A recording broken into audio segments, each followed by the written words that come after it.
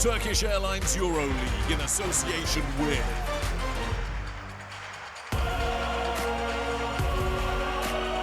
All right, showtime! Come on, man.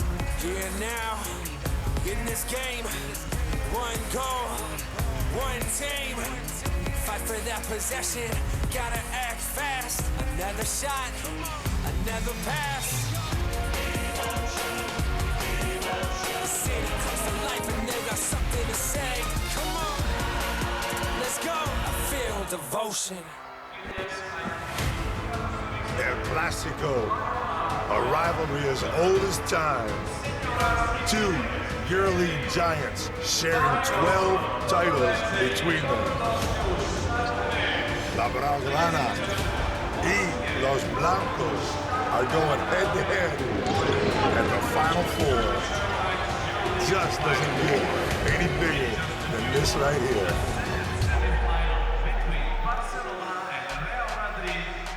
Hello and a very warm welcome to Belgrade, Serbia, where tonight the magnificent amphitheater that is the Stark Arena plays host to the semi-final games in the 2022 Turkish Airlines EuroLeague Final Four. This fantastic festival of elite European club basketball features the four teams who've emerged from the rigors of the regular season and prevailed in punishing best-of-5 playoff series. And our second semi-final is the latest edition in one of the most famous fixtures in world sports, El Clásico. The Real Madrid, the most successful club in the history of the competition. Here's Pablo Lasso. Anything can be the difference. Great players stepping up, players that maybe they were not going to have that many importance on the game, they will have it. But also when you come back to these times, you have to think about what is fundamentals in basketball. Rebound, don't make stupid turnovers, make shots. So at the end, probably the team that makes those things better is the one who's going to have more control of it. Their opponents tonight, FC Barcelona, featuring in their 16th Final Four, second only to CSKA Moscow. And after running through the regular season to finish as standings leaders, they were taken to 5 games by FC Bayern Munich. Runners-up last season, they're on a mission to return to the championship game. And coach Šarūnas Jasikevičius wants Real Madrid to work for every single opportunity that they earn. Let's hear from him now. I think we will try not to give a lot of easy points. This is the most important in these situations. I think it's important that the opposing team work for everything, and hopefully this is what we can achieve. So the stage is set. We are in beautiful Belgrade once again here at the Stark Arena. Real Madrid returning to the city where they secured La Decima, facing off against FC Barcelona in the second semi-final of the 2022 Turkish Airlines EuroLeague Final Four. And with it being the second semi-final, one team from the left-hand side of the bracket have already booked themselves into the championship game, and that was Anadolu Efes Istanbul, the reigning champions, prevailing on a heartbreaking defeat from Olympiakos' perspective, because hometown boy Vasilije Micic nailed a three-pointer at the death to give them that place in the championship game. Which of these two teams from El Clásico will be joining them? Will it be a repeat of last year's championship game if FC Barcelona can prevail over Real Madrid? But of course, Real Madrid, happy memories of this city as we take a look at their contemporary statistics from the season and the playoffs that have just been completed. My name's Ronald McIntosh, I'll be your lead commentator, and Joe R. Lucas, EuroLeague legend, alongside us for co-commentary. Joe, take us inside the numbers. Ron, you just look at these numbers and you realize why these are the two top teams in the league. We know that Real Madrid ended up in 4th place, but that was because of a late run by Bayern, a 38-13 run in the 4th quarter, the last game. Look at the rebound in Madrid right up on top.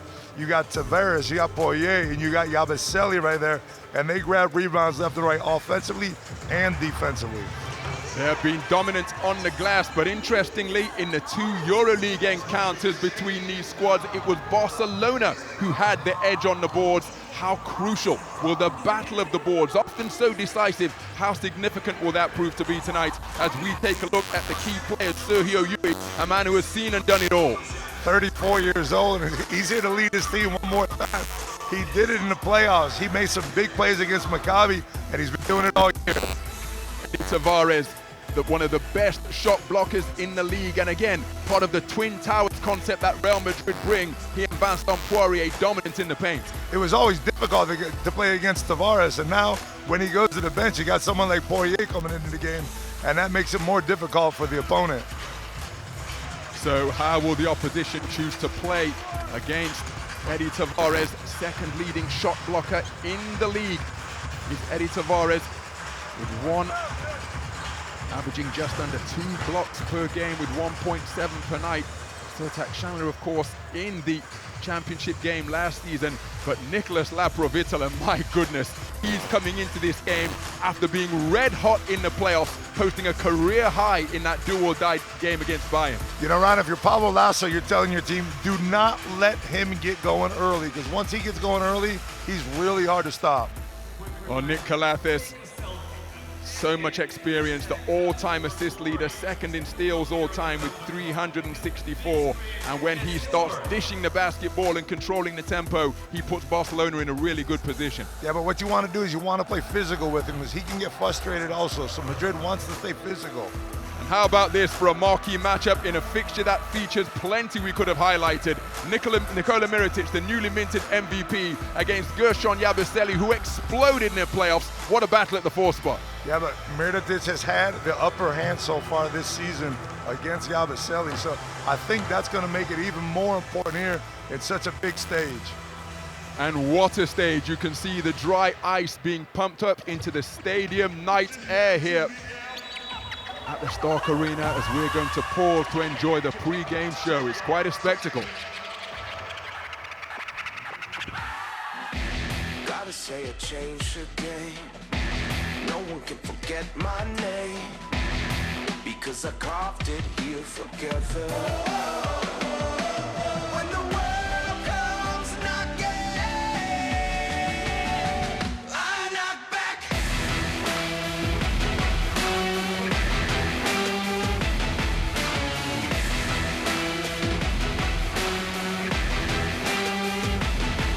We can see the greatest. I top that.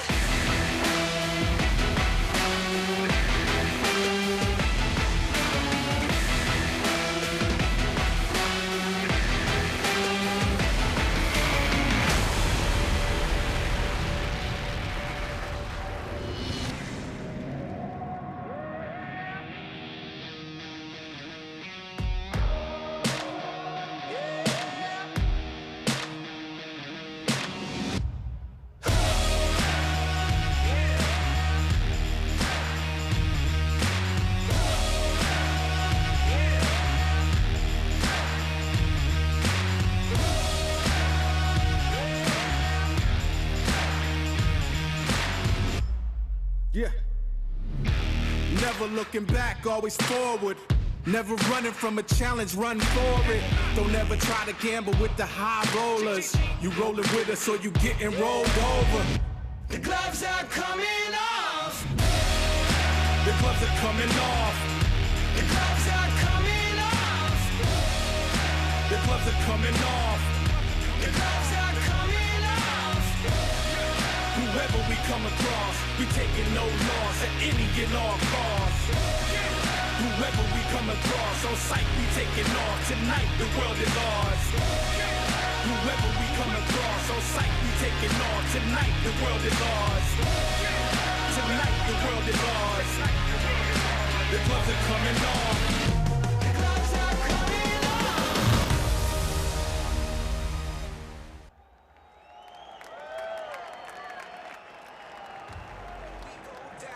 Ladies and gentlemen, welcome to Stark Arena for the second semi-final of the 2022 Turkish Airlines EuroLeague Final Four here in Belgrade.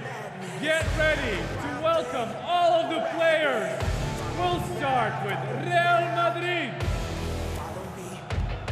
Player number 0, Nigel William Goss. Player number 1, Fabien Causer. Player number 3, Anthony Randolph. Player number 5, Rudy Vela. Hernandez. Player number 6, Alberto Abalde. Player number 8, Adam Hanga. Player number 14, Gabriel Deck. Player number 17, François Boguet. Player number 22, Walter Tavares. Captain number 23, Sergio Llull. Number 28, Gershon Yabusele. Number 44, Jeffrey Taylor. Please welcome the head coach, Pablo Lasso.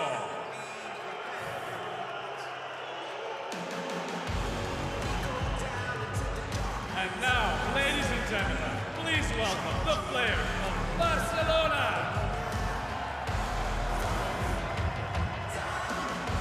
Number 0, Brandon Davies. Number 1, Dante Exum. Number 5, Sertac Shanl. Number 10, Roland Smith. Number 14, Nigel Hayes-Davies. Number 20, Nicolas Aprovitola. Number 21, Alex Abrines. Number 22, Corey Higgins. 24, Kyle Curich. 31, Rokas Jokubaitis. Captain number 33, Nikola Mirotic. And number 99, Nick Galates. Ladies and gentlemen, please welcome the head coach, Šarūnas Jaskevičius. So the pre-game introduction's complete, and we've talked about the quality on the floor as we take a look at the head-to-head between the head coaches, both of them, of course, with Final Four experience as players. Šarūnas Jaskevičius, still the only player to win the EuroLeague with 3 different teams. Pablo Lasso made it through to the Final Four as a player when Zlatko Obradović was his head coach, but then Pablo Lasso, so much experience in terms of securing titles. Yeah, Ron, we don't want to talk about that loss that Pablo Lasso was so I know you were there. I was on the same team, so I was trying to hope that you wouldn't bring that up tonight. But that is the battle of wits that will be taking place on the sidelines as we take a look at the lineup for Real Madrid. A full-strength squad arriving here at the Stark Arena, and of course so much experience in this squad. 7 of them featured in Final Four experience already. You know, you look at this team, now we're looking at the Barcelona roster, and you look at this team and you think that what happened at the end of the year? How did they go 3-8 at the end of the season and then just go and blow away Maccabi Tel Aviv in the playoff? It was like Jekyll and Hyde. It's 2 different teams, and who knows what we expect here tonight. And in stark contrast, FC Barcelona so solid all regular season long, always in one of the top 2 places, but taken 5 games by the doggedly determined 8 seeds, FC Bayern Munich. And were dominated in 2 of those games also. They were dominated. It wasn't like Bayern got lucky and won on the last second shot. They were dominated throughout. Well, let's take a look at the starting 5s then. First of all, for Real Madrid, it's a backcourt of Nigel Williams-Goss, who really is a one-man backcourt. Fabian Coezer, Adam Hanger, and Gabriel Deck, all forwards anchored in the middle. And then the starting 5 for FC Barcelona, in stark contrast, a 3-guard backcourt for Barca. Very interesting starting lineup for Real Madrid. Tavares on the bench, and you only have Yabusele as the big man. You got Gabriel Deck playing the 4. We know that Pablo Lasso and Real Madrid, they love to go inside the deck early on, and we'll see if that's their strategy. You heard Saras talk about it. They do not want to give up easy baskets. If that's been their secret to success with Real Madrid, is physicality underneath the basket. Luigi LaMonica, the crew chief of the 3 men who will take charge of this game, and as is so often the case, how the players react to how the game is being called could well be crucial, because FC Barcelona will no doubt look to take it to the Real Madrid forwards and get them in foul trouble early, particularly Eddie Tavares when he checks in. Yeah, and both of these teams, when they play against each other, they have a tendency to go after the referee and they have to keep their composure, especially Madrid. Madrid has this problem. They've had it over the years. It's not the same when you're playing on the road in a neutral site like it is here, but the pressure of this game and what it means to get to the final on Saturday night causes a lot of lack of composure.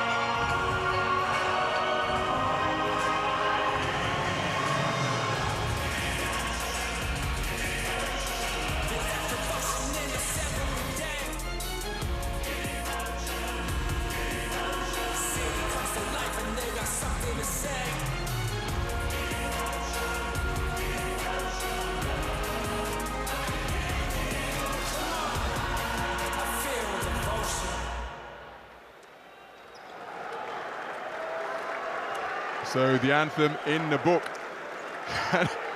My goodness, say familiarity breeds contempt. This is the 7th El Clásico this season.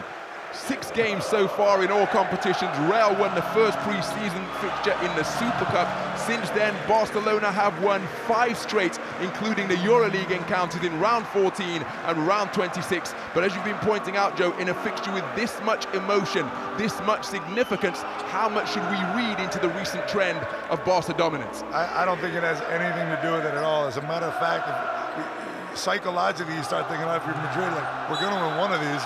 We might as well do it tonight. So the second semi-final in the 2022 Turkish Airlines EuroLeague Final Four is underway. The opening tip controlled by FC Barcelona. Buckle up and enjoy this one because it could well be a bumpy ride. Calates, who remember took very little part in the final after being injured last year, offload to La Provitola, and Barca get a score on the first trip down the floor. That's just great offensive movement right there, and La Provitola getting himself to the basket quickly. Gershon Yabusele for 3, and he strings it. Gershon Yabusele was red hot in the playoffs, shooting 54% from downtown, and he started in that same vein here tonight. That looks exactly what happened in the last game, another semifinal. We had a 2-pointer right off the bat, and then a 3-pointer on the other side by Larkin. So hopefully this game is going to be just as exciting as our first semifinal. So Adam Hanger in his 3rd Final Four. 3 different Spanish teams, and Nigel Williams-Goss has come up lame, and that's presented a wide open lane for Dante Exum. Couldn't get it to go, but Nigel Williams-Goss is really struggling. And that either looks like he might have a calf or an ankle. If he twisted his ankle, it could be something they can take care of. If it's a calf, it doesn't look good. He's holding the ankle right now.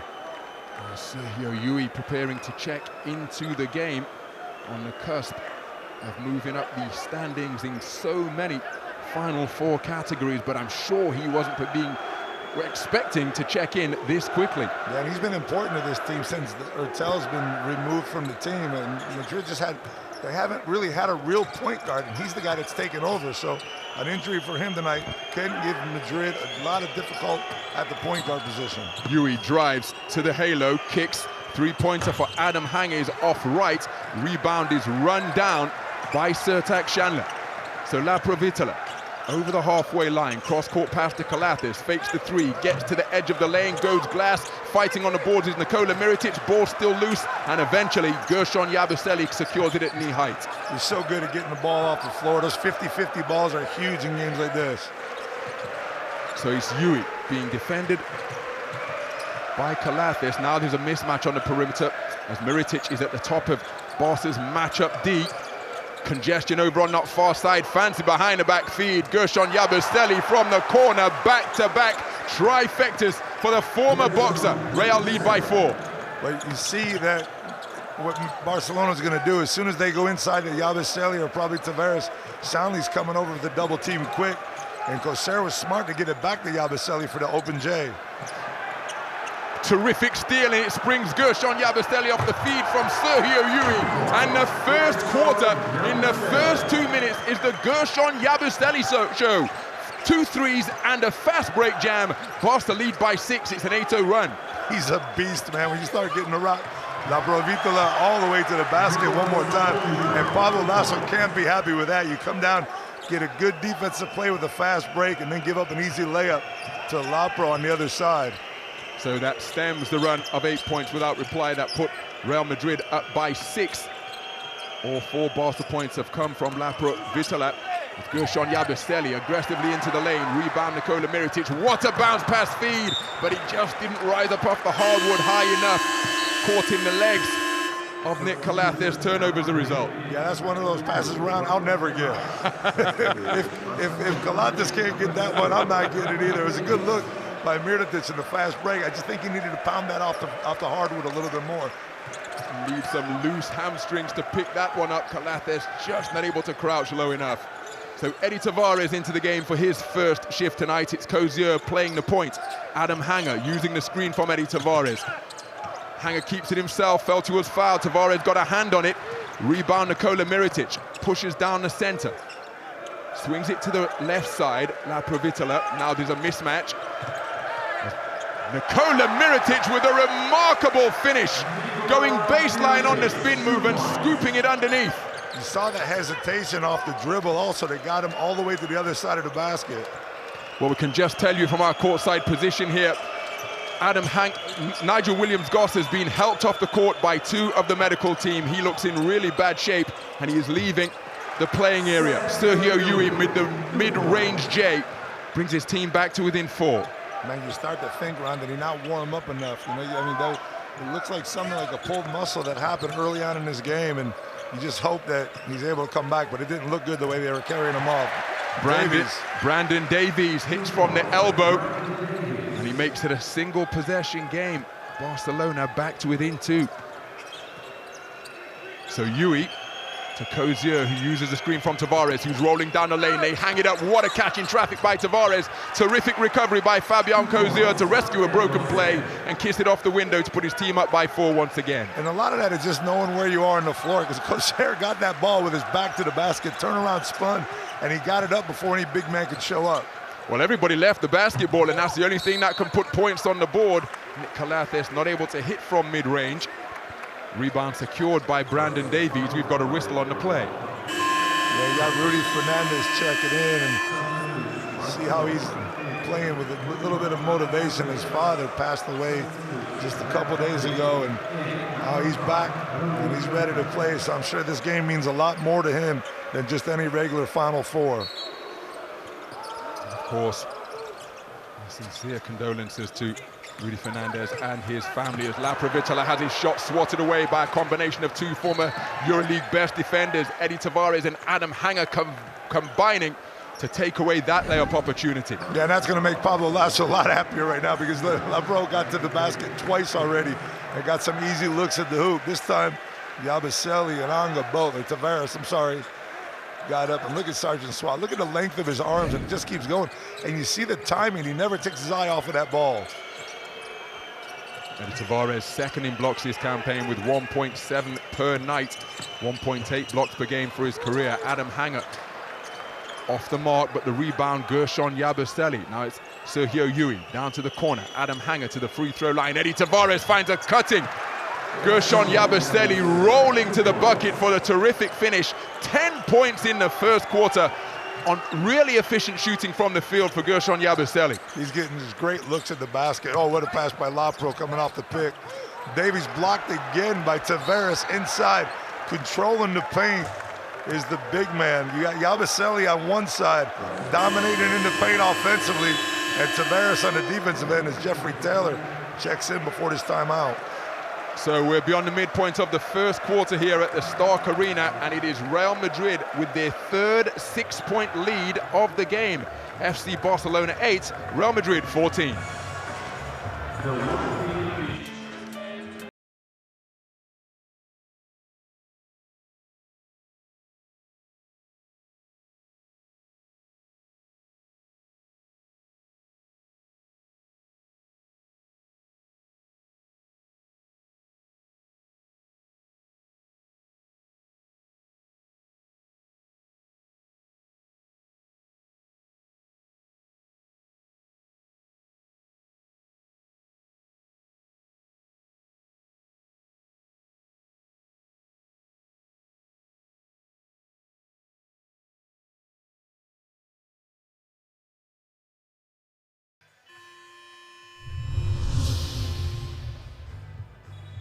Well, Gershon Yabusele has come out really aggressively in this first quarter.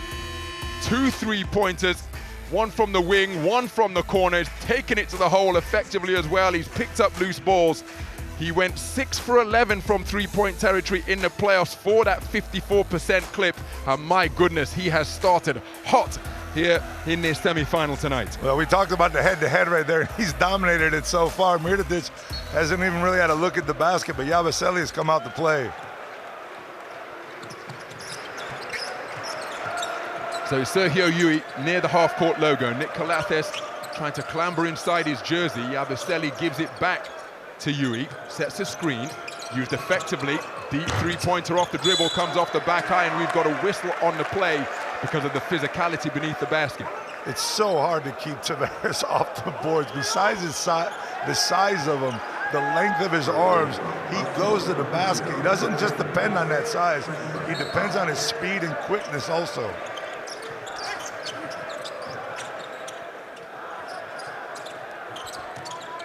So the ball in the hands of Jeffrey Taylor. He puts it into the abdomen of Yui, who shakes off Calathes, got to just beneath the free throw line. Calathes with the rebound, pushes it up the sideline to Laprovitola, and then a whistle on the play as Jeffrey Taylor was too physical with his defensive efforts. Yeah, I think that's what Coach Jasikevich just wants. He wants to get a little bit more physical defensively, get the ball out and run as fast as they can. Madrid sets up well defensively in the half court, so if they could get some easier breaks on the fast break, he'd like that a lot more. So Laprovitola looking to use the handle against Eddie Tavares, who's helping out on the top of the Real Madrid D. Turning into Jeffrey Taylor was Nikola Mirotic. Flip pass out to Brandon Davies, who faked the pass, pulls the trigger, and hits his second mid-range J. Right over the top of Tavares' outstretched arms.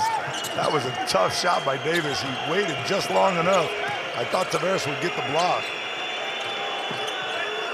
So Eddie Tavares beyond his shooting range, looking for a receiver. He offloads to Sergio Yui.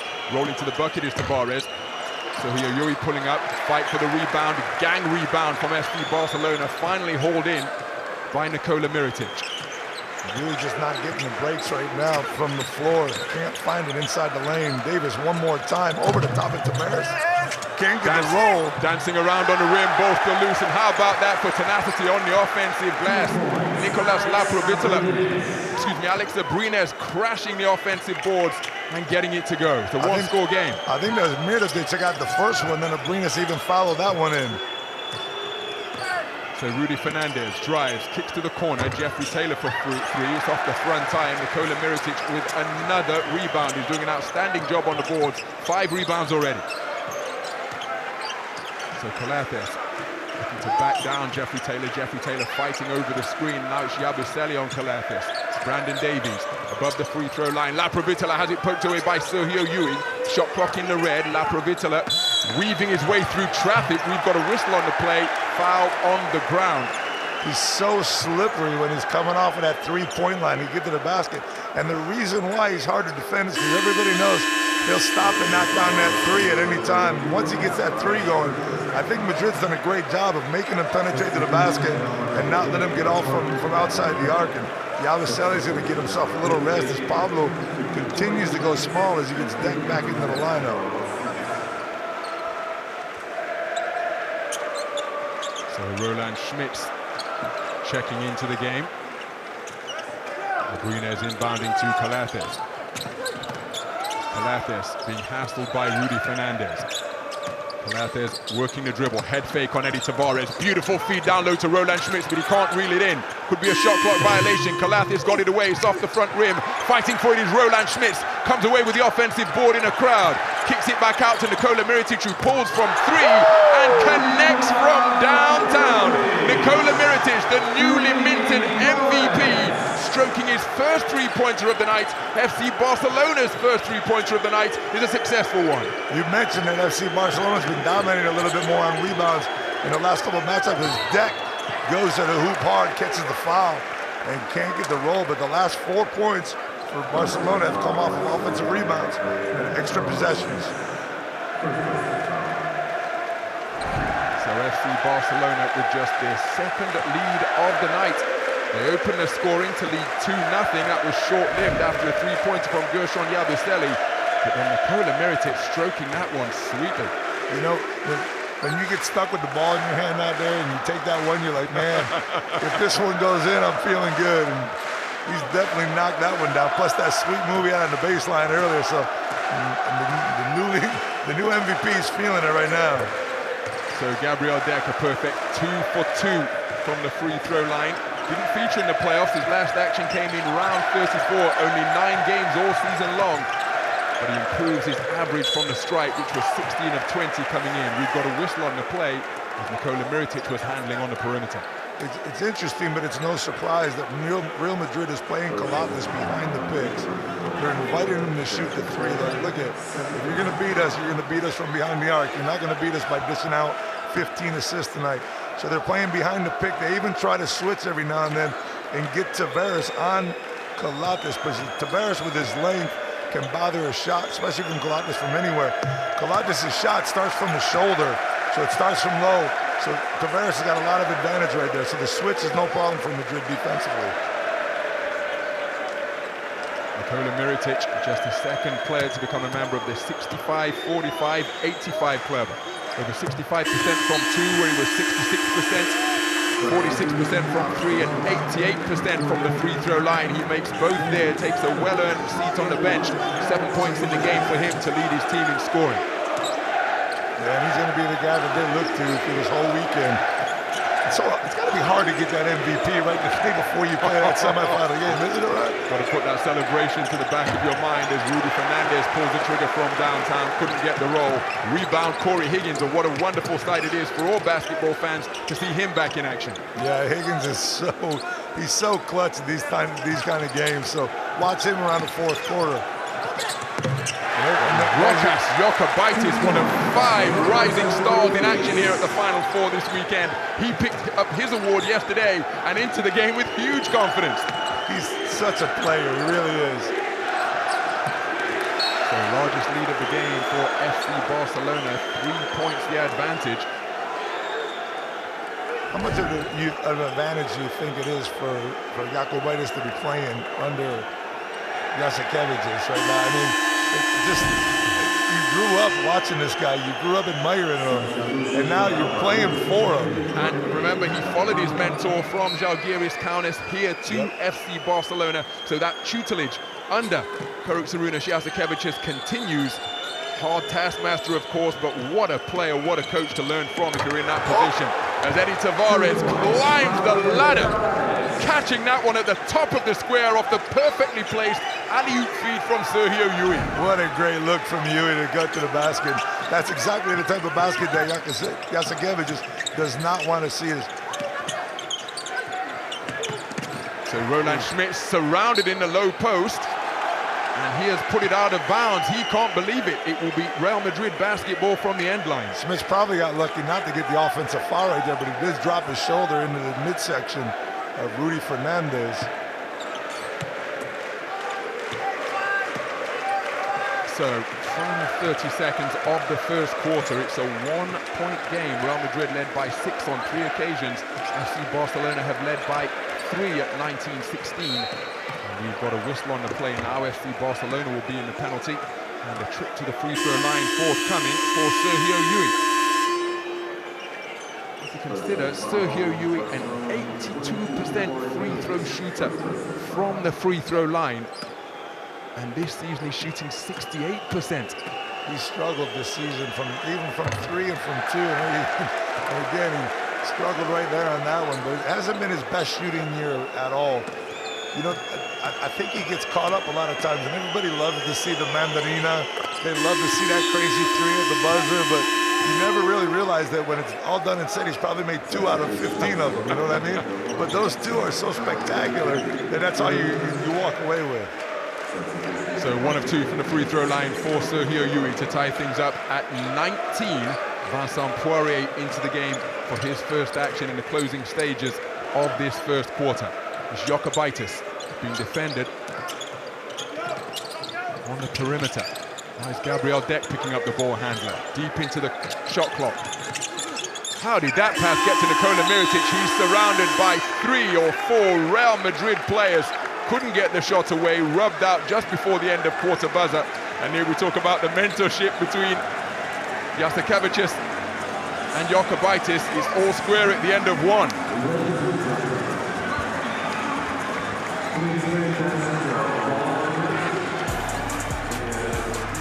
Well, some of the highlights from the first quarter where both teams punched one another to a standstill. 19 points apiece at the end of one, but Gershon Yabusele was red hot. 2 3-pointers, taking it to the rack. 10 first quarter points for him on efficient shooting. Yeah, I think he just came out motivated to play. I was walking through the back room when I saw him coming out, and you know, when you start talking about game faces, that's exactly what he had on. I know him pretty well, and he walked by me, gave me a little wink, but he had that look in his eye like, I'm winking at you, but I'm ready to go play ball, my man. And FC Barcelona battled their way back impressively, a 4-0 run to take their second lead of the game at 19-16.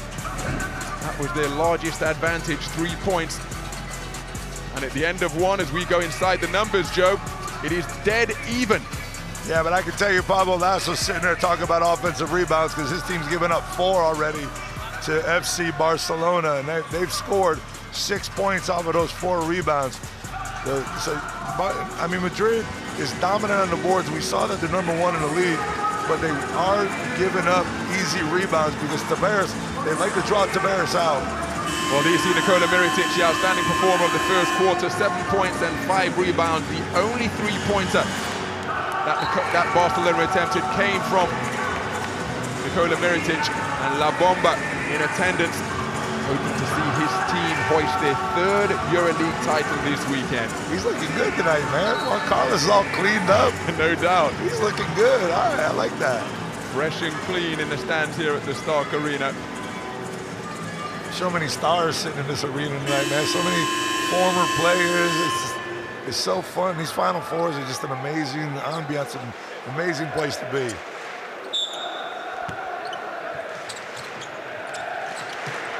Madrid get things on the way here in the second quarter. All knotted up at 19. Kind of game we expected, Ron. Indeed it is. Hayes Davis momentarily defending the ball handler. Now it's Corey Higgins picking up Hanger. They find a cutting Gabriel Deck, who gets the bucket to go and draws the foul from Roland Schmitz. He'll go to the free throw line looking to add one more. And Ron, I want to show you, if we could see that in its entirety, the amount of time that Gabriel Deck has the ball in his hands. He knows where he is on the floor. His presence is perfect. He grabs the ball before a defender could step up. He's already got it going up to the basket, and that's the reason why he gets to make that second shot. So Gabriel Deck completes the 3-point play. Real Madrid up by 3 after a strong start to the second quarter. 3-pointer fired, but off the back iron from Alex Abrines. Roland Schmitz with the offensive rebound. Adam Hanger ensuring that it's not an and-one opportunity. And vigorous conversation between the Real Madrid players, but you'd expect nothing less in a game of this magnitude. Poirier saying, well, hold on, whose man is it? Yeah, a big man doesn't like when people come in from the outside and grab rebounds from him. I don't know if they give bonuses anymore, but used to get mad when someone taking a rebound from you. But again, that's 5 offensive rebounds for Barcelona. So instead of fighting and worrying about who's going to get the offensive rebound or who didn't box out, they need to be more focused on getting that ball and getting out on the fast break. Roland Schmitz has been metronomically consistent from the free throw line. There you see his numbers. Couldn't get the first one to go, but he makes the second. We've seen a lot of strange things here with free throws in the last couple games, so it wouldn't surprise me to see some of the better players miss some free throws here tonight. So Deck offloads to Adam Hanger. Nigel Hayes Davis defending. Go inside, but a double team applied to the ball handler, Gabriel Deck down in the low post. Rudy Fernandez, standstill 3-pointer is nothing but net. Rudy Fernandez scorching the twine from downtown in his 7th Final Four. The 2-time champion, and my goodness, he stroked that one sweetly. Time out on the floor. And I talked about Deck getting the ball out of his hands quickly before the shoot. This time he got it out of his hands quickly to swing it to the other side to find Rudy Fernandez for the open 3.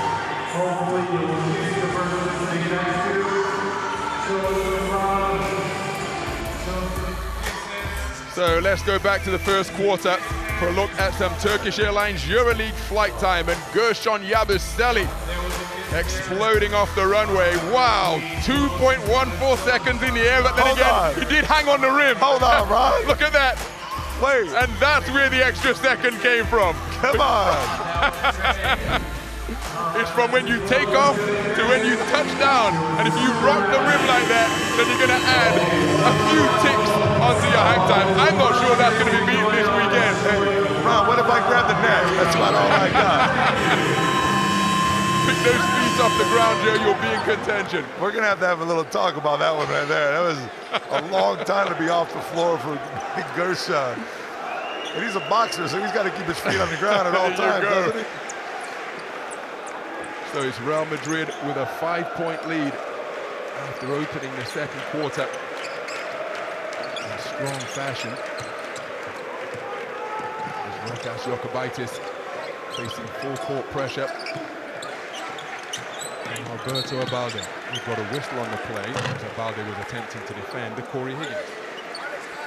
You know, we saw in the first matchup, Larkin, Misic, and the boys dominate that game. And you're looking at Real Madrid right now is playing a really good basketball game. They're without point guard. I mean, they're really without a point guard. Sergio Llull became a point guard a few years back, but he's always been more of a two guard. Abalde's not a point guard, Anga's not a point guard, but they're all taking that position over. And they are basketball players as Abrines pump fake and strings it off the dribble. Alex Abrines from downtown brings his team back to within a single score. Sometimes it's easier to take a shot like that than the last one he took when he was wide open. It's nice to have someone in your face. Adam Hanger scrambles to recover the ball. That was not loose. Now one-on-one between Heat and Roland Schmitz. Takes him all the way to the lane and gets it to go. Adam Hanger, with his first field goal of the game, he's now 1 of 4 from the field. Look at him use the body right there. He used that right shoulder to make sure to get his defender off and just clear enough space to get it up and off the backboard. Oh, Jokubaitis with the ball fake, but then he had too little on the shot. I think he faked himself out on that one.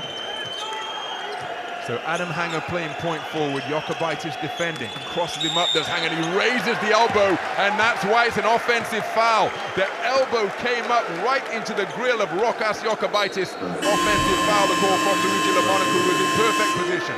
Yeah, I mean, if he doesn't get that call right there, it's going to be a foul on Jokubaitis, but that elbow already came up as Hanger tried to regain position on the crossover. Same thing he did in the previous play to try to get a little bit more distance from his defender, but that time he got that forearm up right in the neck area. So it's Jokubaitis against Alberto Abalde. Abrines, bullet pass, bounces off Brandon Davies. What a save, my goodness! Springing across the court like a goalkeeper in soccer, and it retains possession for Barcelona. Abrines, pump fake, three-pointer off left and long. But what a hustle play from Brandon Davies. Those are the type of plays that win ball games, Ron, and Davis is just that type of player. So it's Nigel Hayes-Davis picking up the ball handler. Abrines rotates it to Rudy Fernandez. Real Madrid deep into the shot clock now. Rudy pulling up his second three of the night. It's off the front rim. What an offensive board. Vincent Poirier pulls his way back into the paint. Went for the jam. Couldn't get enough rise. But Alberto Abalde bails him out by securing the offensive rebound. It's Real Madrid in possession with a recycled 14. The decibel level rising here at the Stark Arena. And that's an air ball. But again, an extra possession secured by Real Madrid because of their hustle. Yeah, Poirier was all over that rebound, and Davis misses a wide open look right there. It's an interesting type of game here between these two teams. They're kind of going back and forth. It didn't look like Davis really wanted to take that shot as Yui gets up off the bench to check back in. So Poirier, the atmosphere really building here at the Stark Arena. Rudy Fernandez from his spot, good look at the bucket, short. Nigel Hayes-Davis with a rebound. Now he felt the contact with Jokubaitis. Now surely that's going to be a foul. Is that a foul in the act of shooting or a foul on the ground? That's got to be a foul on the ground. I mean, there's no way you give a guy 3 shots from there.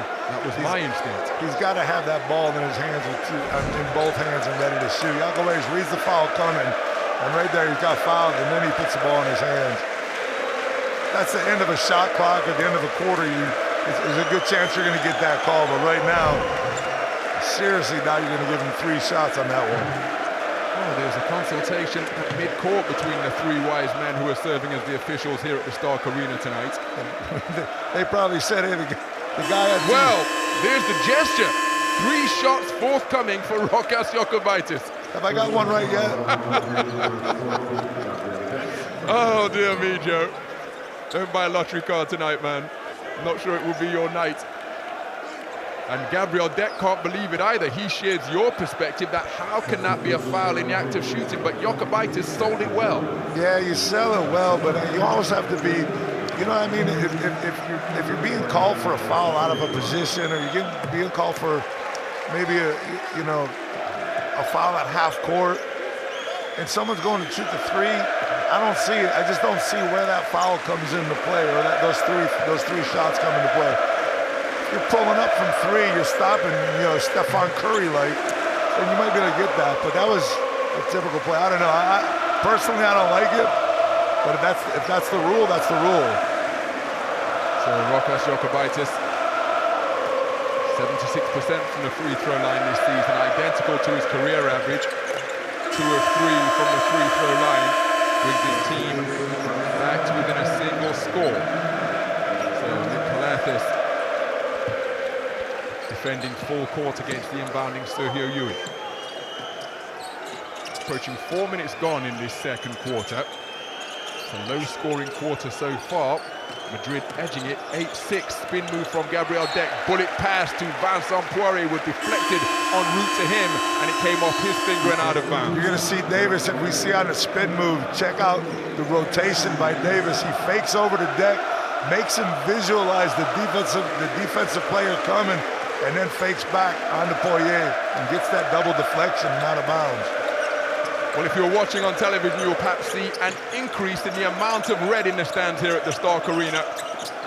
Home venue for Crvena Zvezda MTS Belgrade, of course, and Olympiacos, their twin club. And Brandon Davies drives from the wing and puts Vincent Poirier on the poster with a devastating one-handed dunk. What a play! He got up so quick, Ron. I mean, he exploded off the ground. Docer tries to get his body into La Privitola. Can't get the foul call. Here goes Mirotic, one-on-one now. His turn.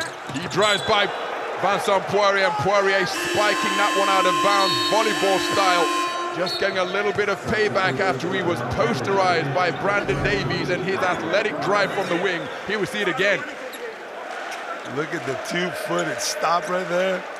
Going up and over Poirier.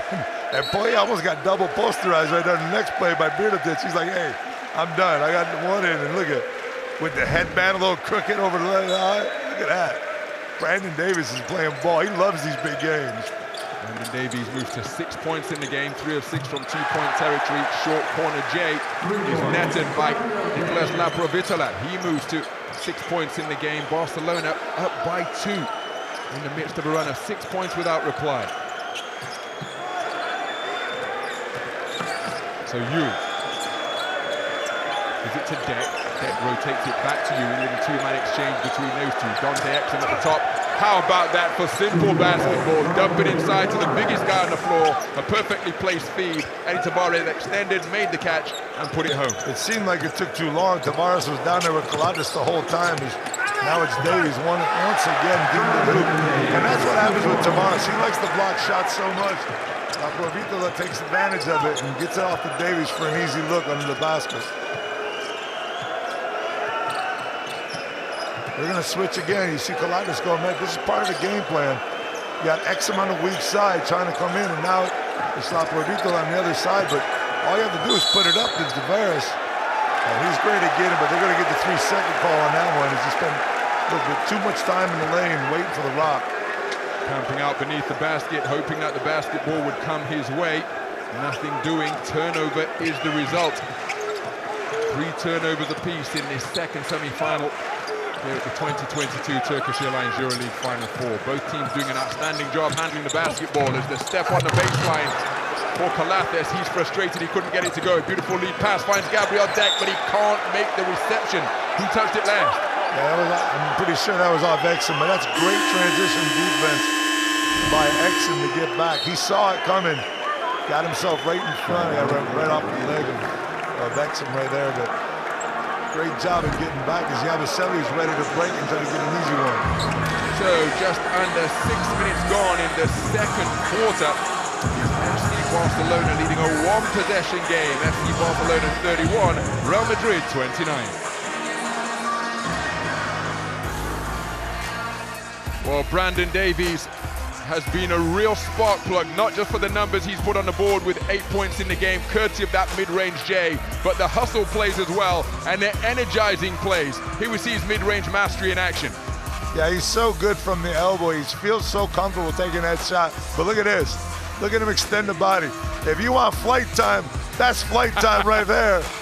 Brandon Davies says it might be a second and a half, and look at that. Up and over the big man. And he's so explosive. He doesn't, even when he takes that jumper from the elbow, he looks slow, but he's so explosive. And even though that jam is only 2 points on the box score, it's a momentum-changing play that can really energize Barca and deflate Madrid and their fans a little bit. It was such an emphatic score. Yeah, that just it feels so good when you get one of those in a game. Over the top of the big man, too. So Brandon Davies really active, leading his team in scoring with 8 points in the game. Gershon Yabusele leads all scorers with 10. That double-digit offensive output coming in the first quarter, where he was red hot after getting a start. Watch out here for the pick and roll and the alley-oop to Tavares. That's what he loves. Fabian Cozer knifing his way down the lane. 4 points in the game for him. We're all square, 31 points apiece. It's so difficult when he goes to his left. Cozer's got so much in his arsenal when he's going to that left side. So Mirotic doesn't look at the basket, instead offloads to Calates. 3 points for Mirotic, looking for his second, and he bottoms it once again. FC Barcelona have made 3 3-pointers in this game. Nikola Mirotic is a perfect 2 of 2 from downtown. 10 points in the game to lead his team in scoring. The rotation on his shot is so pretty, and the release is so nice. It's beautiful to watch that shot from behind where we're watching the deck to the hoop. Tough shot, Gabriel Deck. Now, is this basket good?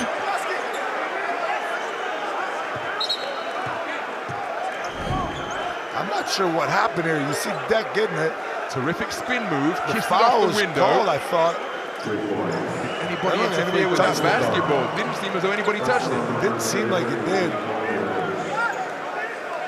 We get a better look right here. No.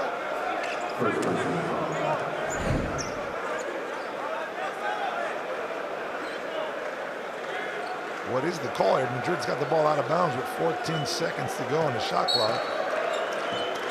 And Madrid have made the score because it's now a 1-point game rather than a 3-point advantage for Barca. So Tavares to the corner. Gabriel Deck with a standstill 3. The line drive short. Rebound Barcelona. Yeah, he's one of those guys that when he makes it, it looks pretty. When he misses, it doesn't. It's just an old-fashioned set shot. Nikola Mirotic continuing to feel it. 12 points in the game for Mirotic. His team lead by 3. Gershon Yabusele off the iron, rebound Nick Calates, his head up looking for options, beautiful pass down the sideline, Brandon Davies with a footwork, then the physicality rubbed out by Eddie Tavares, his second block of the night. Look at him get down in his defensive stance. Former 2-time EuroLeague best defender, making his presence felt as again gets a hand in the face of Nicolas Laprovitola to disrupt things both on the interior and on the perimeter. Yeah, that's what I was talking about earlier. His length makes it easy for him. Ooh, he might have got away with one right there, but misses it anyways. Here comes Davies. Watch out for him. Brandon Davies, dribble drive artist, kicks it to Laprovitola. 3-pointer is buried. Nicolas Laprovitola with his first 3-pointer of the night. And Barcelona beginning to fill it up from downtown. They are now 4 of 7 from 3-point territory. They lead by 6, which is their largest lead of the game. Timeout on the floor. It's a 2-score affair here in this second semi-final. Yeah, I used to call Capasso the little Argentinian spark plug. But this guy's right there with him, man. He can light it up. He can take it to the basket and shoot the 3. Let's check out Pablo Lasse's timeout right now. Bien.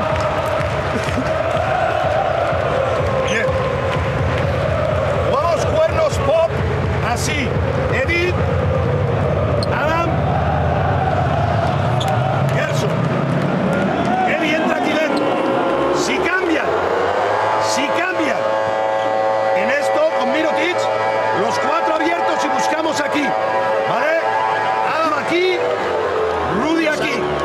Si cambias, cuernos pop y they switch it. ¿Vale? Cuernos pop y they switch it. ¿Vale? ¿Quién defiende a Karate?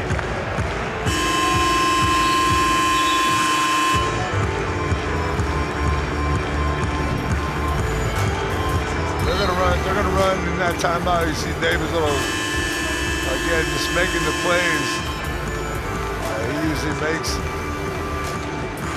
Pablo Lasso's talking about offense. There was a pretty smooth timeout for Pablo. I thought he was going to be a little bit more angry. But he set up what he called Cornos Pop. And what he's going to do is he's going to try to get, again, Yui up top with Tavares set this pick and see if they switch one more time with Colates. Here comes the pick up top. And look at Mirotic just breaking up with a stiff arm. 2-on-1 opportunity. Mirotic keeps it himself and scores over the top of Sergio Yui. 14 points in the game for Nikola Mirotic and FC Barcelona with their largest lead of the night. The advantage is 8. Nikola Mirotic with his first steal of the night. And there's nothing more frustrating for a coach to call a timeout, set up a play, and have the ball stolen at half court and an easy layup. And again, Barcelona comes again with another turnover. Barcelona in the midst of a run of 7 points without reply. It's the largest lead of the game enjoyed by either team. Real Madrid led by 6 on 3 occasions in the first quarter. Eddie Tavares with too much contact after he was sold the pump fake, and Eddie Tavares not happy as we take another look at it.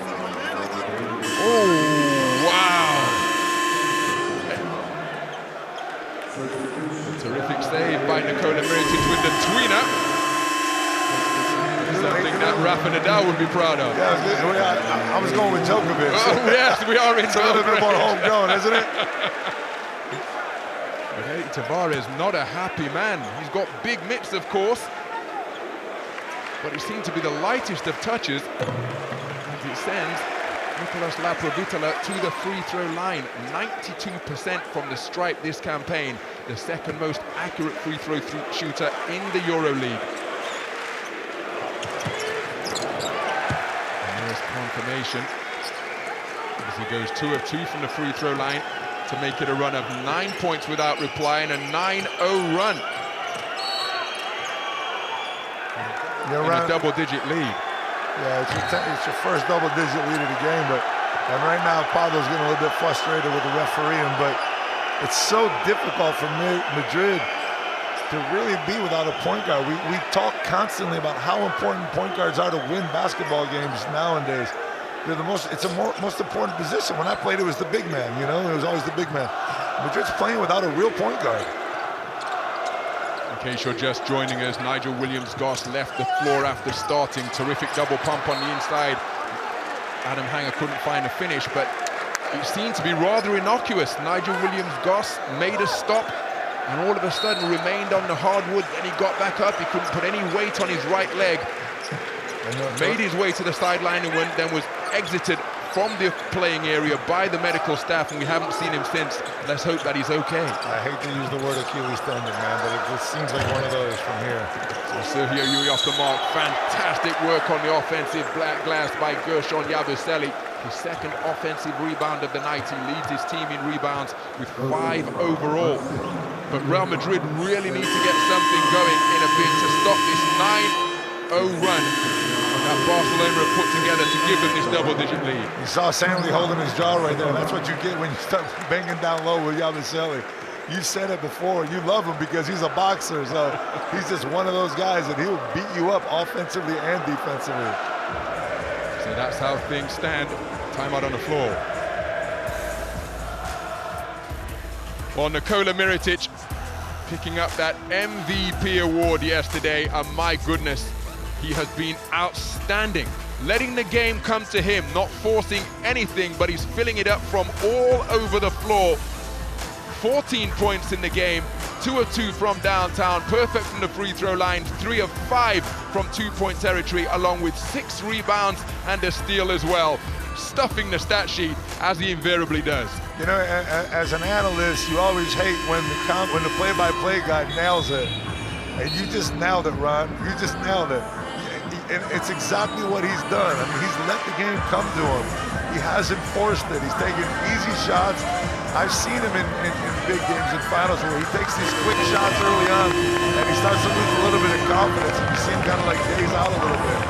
Tonight, as you said it perfectly, he let the game come in, made a nice little layup, hit that big three, and that's where his confidence has started building. And right now, he looks like the MVP. One of so many players who have crossed the El Clásico divide here. Remember, he spent 5 seasons with Real Madrid. MVP of the month, a record 7 times during the course of his EuroLeague career. No one else has won that award more than 3 times. You know, going from Panathinaikos to Olympiacos, going from Real Madrid to Barcelona, those are moves that a lot of players don't have.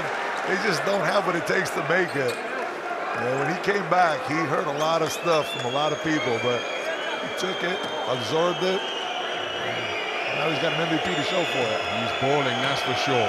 Gershon Yabusele can't find the range on the first. Got a whistle on the play.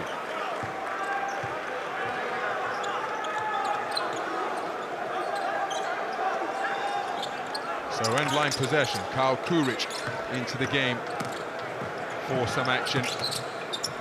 That's the man who had a really difficult playoff series in terms of shooting the basketball. It's Dante Exum with an explosive step, my goodness. Made like the elastic man from the Fantastic Four to cover the lane in one stride. Look at that step. That was an amazing crossover. He spun and just took it. You're gonna see, here's the step right there. Using that body. Again, Real Madrid not liking the call on the foul. He was a little bit out of control body-wise. Almost got just enough contact and he sent to the line. Right now, that's exactly what Barcelona wanted, that possession. You're up 9. You want a 2 for 1 if you can. You should get the ball back if everything goes properly. With about 7 seconds left in the shot clock. So Dante Exum to the free throw line in his first season in the EuroLeague, his first season with FC Barcelona. Remember when they went through that raft of injuries? He was only supposed to be there until February, but what an impact he made. He wanted to stay, they invariably wanted to keep him, and what a partnership they have formed. Man, I'll tell you what, I did that. His first game was El Clásico in Barcelona, and I was doing the game with Andy West. I was like, yeah, don't expect much out of him today. He's still here. He's been quiet tonight, but you know he'll be around towards the end of this game. Sergio Yuri kicks it out. Gershon Yabusele looking for his 3rd 3. He knew that was short from the moment he left his hands. That's why the extra bounce was just trying to help it into the net. Nothing doing. So final seconds of the first half. Dante Exum spinning his way into the lane, hanging. Circus shot off the mark, wrapped up by Gabriel Deck. And at the half-time interval, in this latest installment of El Clásico, it is a double-digit lead for FC Barcelona. They are up by 11, having dominated the second quarter, 26 points to 15, with 20 minutes in the book here at the Stark Arena in this second semi-final. It is FC Barcelona 45, Real Madrid 34. As both teams head out to the locker room, an 11-point lead. So that's how things stand. Let's hear from Real Madrid's Gershon Yabusele. Gershon, it was a very tight game for 16 minutes, but now you're down double digits. What you have to do in the second half to do better? Can't give up for sure. Still got to put together, you know, make less mistake, play offense, defense, and try to win the game. Okay, good. Thank you. Thank you. So the thoughts of Gershon Yabusele, Real Madrid leading scorer with 11. Let's hear from Nikola Mirotic. Nikola, you jumped out to a lead in the last 4 minutes of the game. What did you do differently from the first 16 minutes? Well, I think collective defense. We are trying to close the rebound and push the ball offensively. We should play the same way we were playing second quarter and play as a team. Good job, congratulations. Thank you. Nikola Mirotic talking about the collective defense that Barcelona employed in the second quarter. As we take a look at the head-to-head matchup, it was Gershon Yabusele who got out of the gate quickly, but my goodness, Nikola Mirotic has just eased his way into the game throughout that second quarter. And you always like when we get the head-to-head, right, don't you? These two are going at it tonight. As you said, Yabusele got the jump start, but it's Mirotic letting the game come to him. 7 days. BKT, Adidas, and Siesta, official global sponsors in association with the Turkish Airlines EuroLeague. Some of the highlights then from the first half of this second semi-final here at the Stark Arena. Sergio Yui with terrific hands to pick the pocket of Dante Exum. That sprung Gershon Yabusele for a hang time of over 2 seconds as he rocked the rim 2 of his 10 first quarter points. He ended the first half with 11. But Nikola Mirotic eased his way into the game. Some dead-eye shooting from downtown from where he's 2 of 2, 3 of 5 on the inside, and has hauled in half a dozen rebounds as well. Yeah, I mean, when you 6 rebounds to go with it, Mirotic is just playing an all-around great game right now in the first half. He knows he's gonna have to finish it up for the next 20 minutes though, because what he wants to do is get to the end, and there's Davis just cocking it back and throwing it up over the big Frenchman. Look at that. Terrific take to the rack for Brandon Davies. A really energetic 8 points in the game, 4 of 8 from the field. He's grabbed 3 rebounds, but the hustle plays typified from when he dove across the hardwood and grabbed the ball with both hands. A real live wire for his club. Nicholas Laprovitola, the outstanding performer of quarter number 2, as we go inside the numbers through the first half. I mean, the numbers look pretty even, Ron. They're not lying to us, but Barcelona's got that 11-point lead just because they were able to, just a little bit more defense there in the last 5 minutes. And once again, in an El Clásico encounter, the #1 rebounding team in the league, Real Madrid, being out-rebounded by their arch-rivals, FC Barcelona. This guy just got to the basket way too much early on. And he you know, how do you defend somebody like that? Because you want to take away the 3 early as much as you can. You had the 7 points and assist only in that second quarter alone, giving him the player of the quarter. And he set that up early on in the game, getting himself to the basket. So it's a double-digit lead for FC Barcelona. Second half to come in a few moments' time. 4 minutes gone in the opening stanza. Mazhenkov probes to the left hand, nice pass inside, and great pace into the low post from Mustafa Fall. Did you see that? This is the unselfish basketball that everybody's been talking about. Larkin now trying to walk up, switches back onto him. Micic, nice up fake by Micic, and he steps into a 3.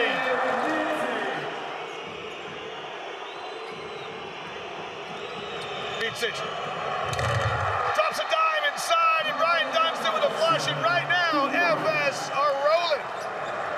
Dorsey in a one-on-one here with Singleton. Dorsey, step back 3 is on the way. Tyler Dorsey!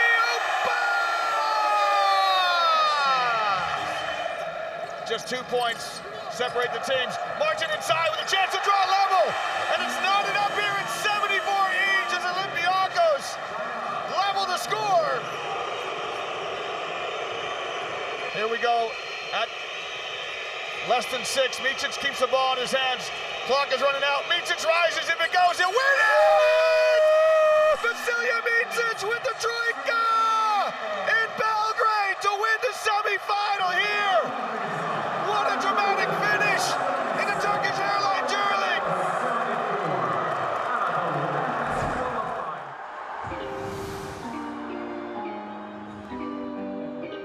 With the Final Four underway, it's time to look back at this season's award winners.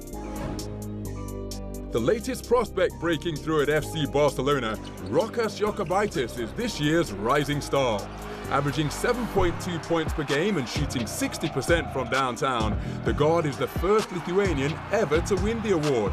Switching from Žalgiris Kaunas to Barcelona alongside mentor Šarūnas Jasikevičius in 2020, the 21-year-old is appearing in his 2nd consecutive Final Four after helping La Blaugrana reach the championship game last season.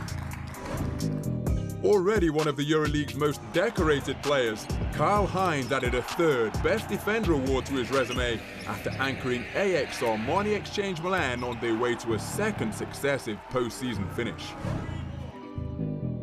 Last season's MVP, Vasilije Micic, once again stood out as one of European basketball's brightest talents. Dropping 18.2 points per game, Micic claimed his first Alfonso IV trophy, with his side Anadolu Efes Istanbul looking to become just the third team to defend the EuroLeague title in the modern era.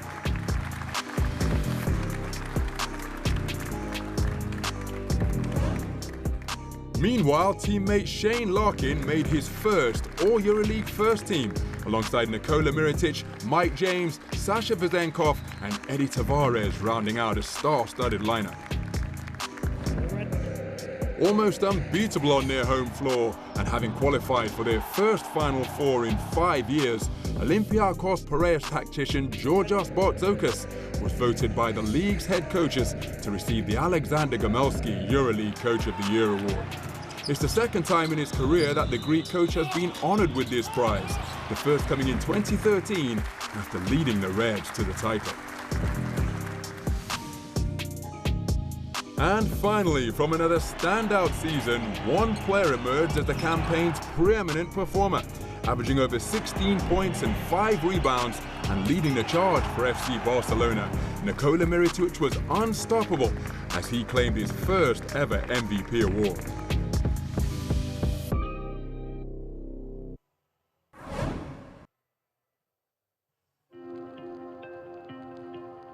The Stark Arena Belgrade, the venue as the great and the good of European basketball gathered to pay tribute to this season's outstanding performers at the annual award ceremony.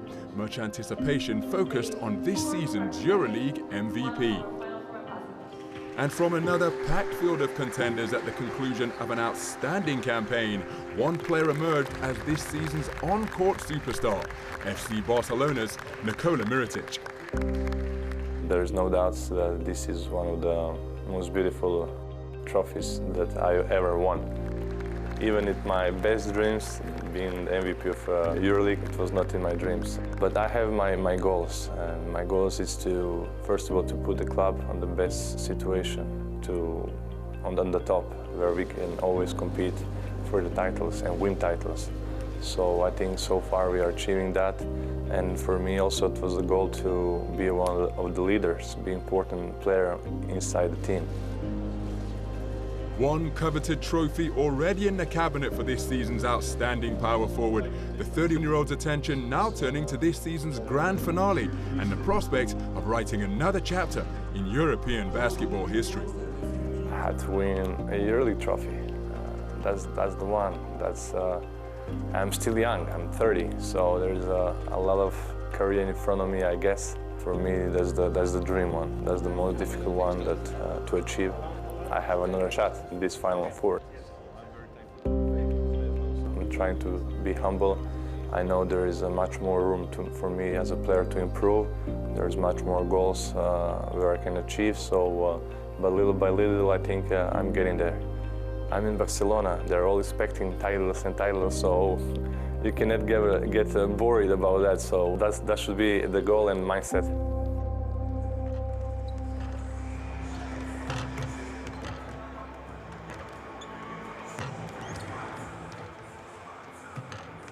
Turkish Airlines, 7 Days, BKT, Adidas, and Siesta, official global sponsors in association with the Turkish Airlines EuroLeague. Well, a dominant second quarter for FC Barcelona sees them up by a double-digit margin of advantage. 45-34 the score with 20 minutes in the book, 20 minutes remaining. One wonders what Pablo Lasso will have said to his men during the half-time interval. Not cause for panic stations yet, but they have got to find a way to put the ball in the basket, held to just 15 second quarter points, while FC Barcelona put 26 on the board, in stark contrast to the 19 they posted in the first quarter, which was equaled by Real. As we take a look at the previous champions of the modern era, and what a roll call of success. Barcelona will be in there twice, of course, and Real Madrid secured La Decima in this very city in 2018. But remember, it's been a pretty barren modern era for them. Only 3 of their La Decima in the last 35 years, 1995, 2015, and 2018. Those titles appearing on the board. Now you're talking. I got one of those. it just goes to show how hard it is to get one of those championships. First thing that comes to mind, the question is, what is the status of Nigel Williams-Goss?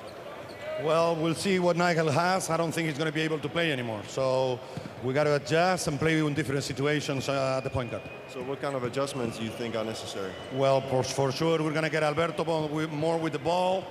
Probably Sergi increasing in minutes. Understanding Nigel is out for the rest of the game. Okay, good luck. Thank you. Thank you. Difficult situation for any coach right there. We talked about the whole first half about point guards, so it's going to be a tough one. So Real Madrid not really getting out on the break. Did get themselves 4 second chance points with the 7 offensive rebounds that they secured, but just 21% from downtown. Here's coach Saras Unas-Jasikevičius.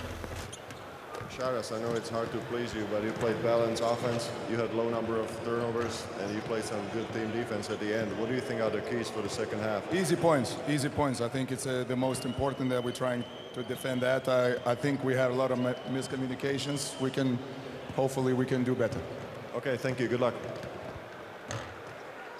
Well, Coach Saras keen to get back to the bench and strategize some more, and looking for easy points as we take a look at the numbers.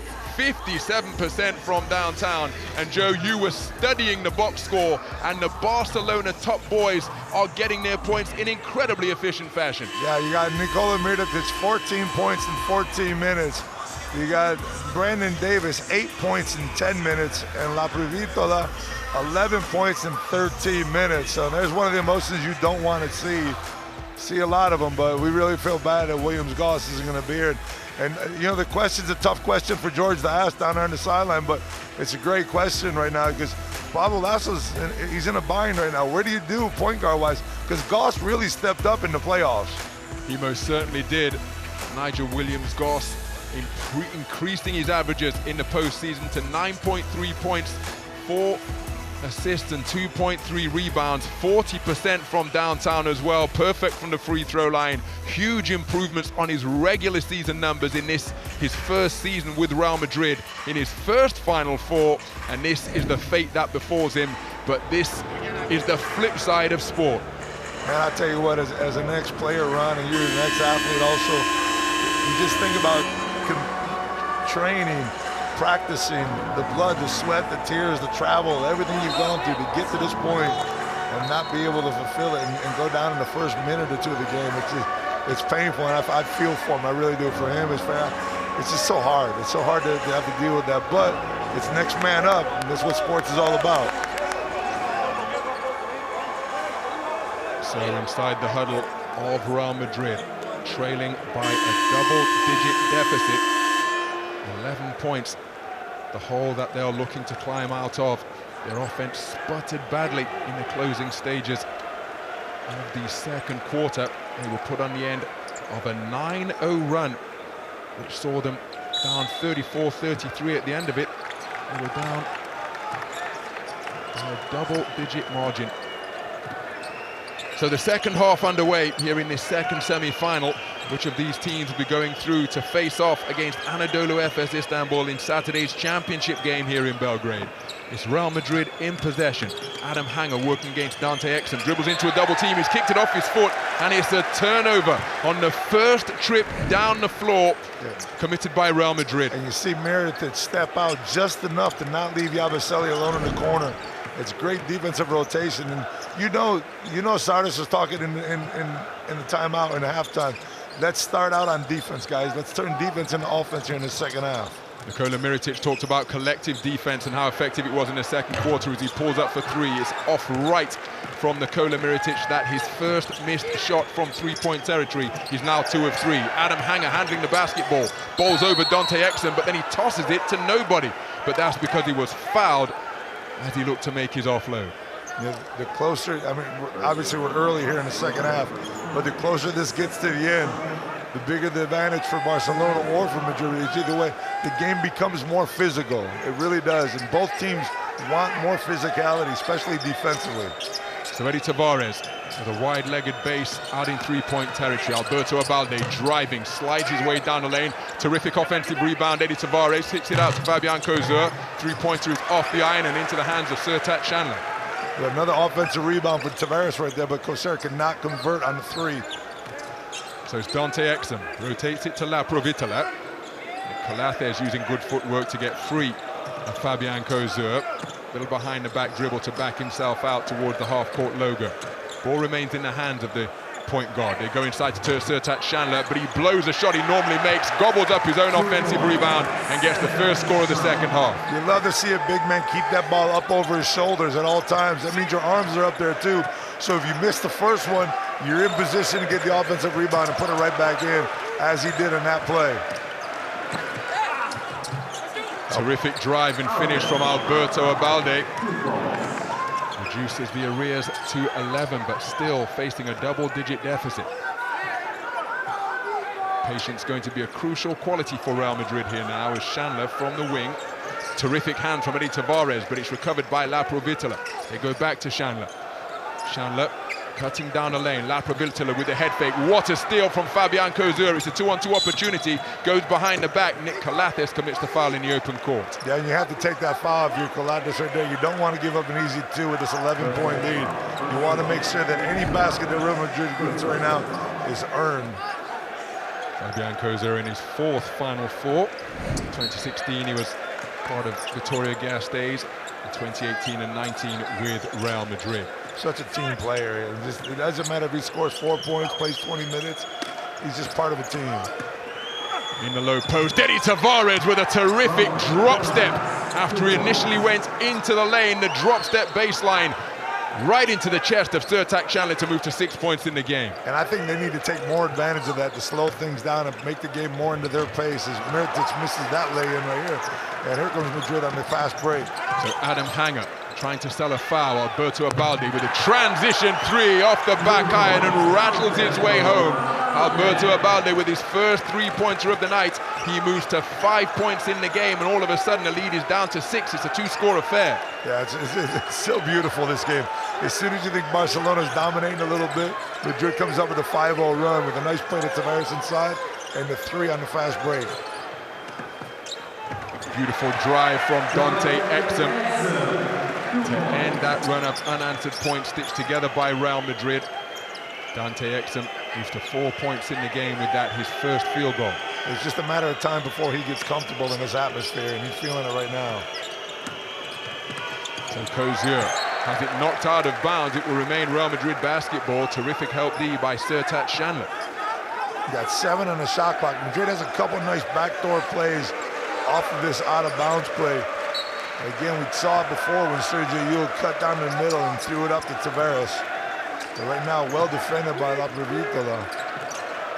So Alberto Abalde, pinned against the sideline, is going to have to pull the trigger here. Does so with terrific body control, initiating the contact and still got the bucket to go off the glass. What a score from Alberto Abalde. Pablo mentioned in the interview at the timeout in halftime that they're going to have to do something with Alberto Abalde, but he's got to play defense. It's Calates right there. You can't let him get to the hoop and score that easily. Calates with his first score of the game to go along with 5 assists. There's confirmation. Barca led by 13 after the first score of the second half, 37-34, 3 6-point leads in the first quarter for Real Madrid. And how about that from Nick Calates, getting a piece of the basketball, hitting the deck, and then securing possession by drawing the foul on Adam Hanger. We talked about the intangibles of superstars giving up their body to get possession, epitomized here by Nick Calates. What a play. Not only gets his hand on the ball, but he's got the sense to know that the only way he's going to get that ball, that possession, is to get on the floor and jump down on his knees if he has to. And that gives his team another possession. And possession wins ball games, Ron. Well, Nick Calates has lost his footing, but again managed to keep it, the possession, and flip it to Nikola Mirotic, who buries his third three-pointer of the night to move to 17 points in the game. That's just deflating for Real Madrid when you have a defense like that. You get a guy on the floor, kicks it out to Mirotic, and makes a big three. And Koser's going to go to the line for 2 right here. Again, using his body, trying to go back to the left, but Mirotic just knocking out big shot after big shot tonight. Fantastic play by Nick Calathes, who lost his balance, but then the presence of mind to flip it with his strong right hand right into the breadbasket of Nikola Mirotic, who stroked it sweetly for his 3rd trifecta on really efficient shooting.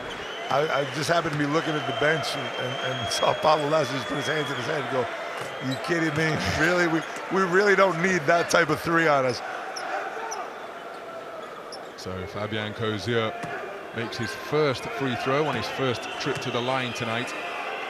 68% from the free throw line this season, down on his career average of 73.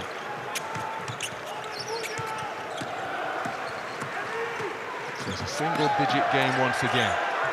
As Jokubaitis, given the baseline by Sergio Yui, comes back out to mid-court. Left-handed bounce pass to Chandler, who momentarily looked at the 3 before giving it to Laprovitola. He fakes on Fabian Cozier, working the dribble now against Eddie Tavares, crosses him up, gets to the dots, poked away from behind by Gershon Yabusele. Laprovitola recovers, pulls the trigger, back iron on the shot, rebound Eddie Tavares. And those are the defensive possessions you need if you're Madrid, and now you want to convert on the other side to try to chip away at this lead little by little. Yui driving, keeps it himself, got a good look at the basket, but it's scooped out of the hoop and into the waiting hands of Nikola Mirotic. Yeah, you love the look, there's no doubt about it. Just didn't fall for Yui right there. Now Mirotic wants to go one-on-one with Baldi. Mismatch down in the low post as he was banging his way down towards the edge of the lane.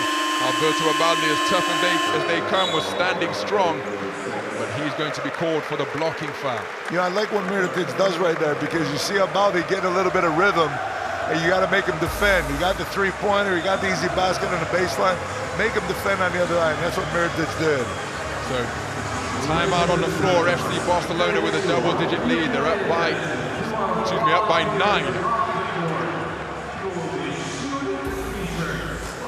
Well, let's take another look at the Turkish Airlines EuroLeague flight time. This one comes from the second quarter as Brandon Davies attacked from the wing and exploded over the top of Vincent Poirier. Less than a second, but make no mistake, this was a momentum-changing play. I would at least given it to him till his second foot came down. I think we would have got him over a second, but still not going to touch that 2.8 seconds that we got out of Yabusele. Hanging on the rim in the first quarter for a flight time of over 2 seconds. This is remarkable indeed. Floating like a butterfly, right? Certainly. Hey, look, this is an important moment of the game. You got 4:30 to go here in the third quarter. Madrid has to make a move. They got to get this game within reaching distance. We know that a 9-point lead is not a big lead in any basketball game, but there's a sense of urgency, I think, for Real Madrid because of what we've talked about from the beginning of this, the Final Four. Barcelona's dominated this series over the last 6 contests, and you don't want to get too far behind too late in the game, because then the sense of urgency, you're not running the same plays, you're not as fluid offensively.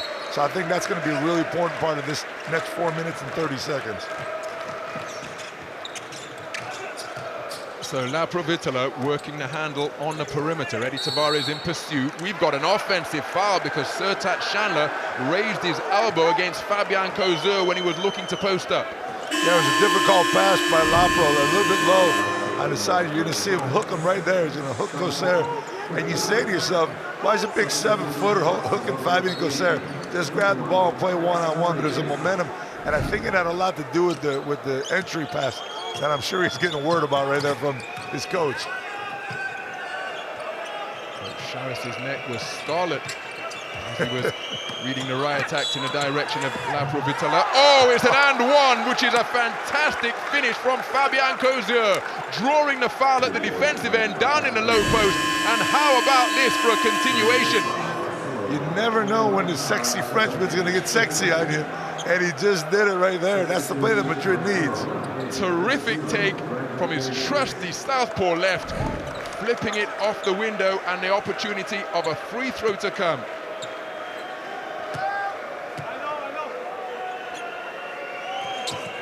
So Fabian Cozier completes the three-point play. He's a perfect 3 of 3 from 15 feet away. 9 points in the game. His team back to within 6. Oof. Almost a 5-second violation as full court pressure being applied by Los Blancos.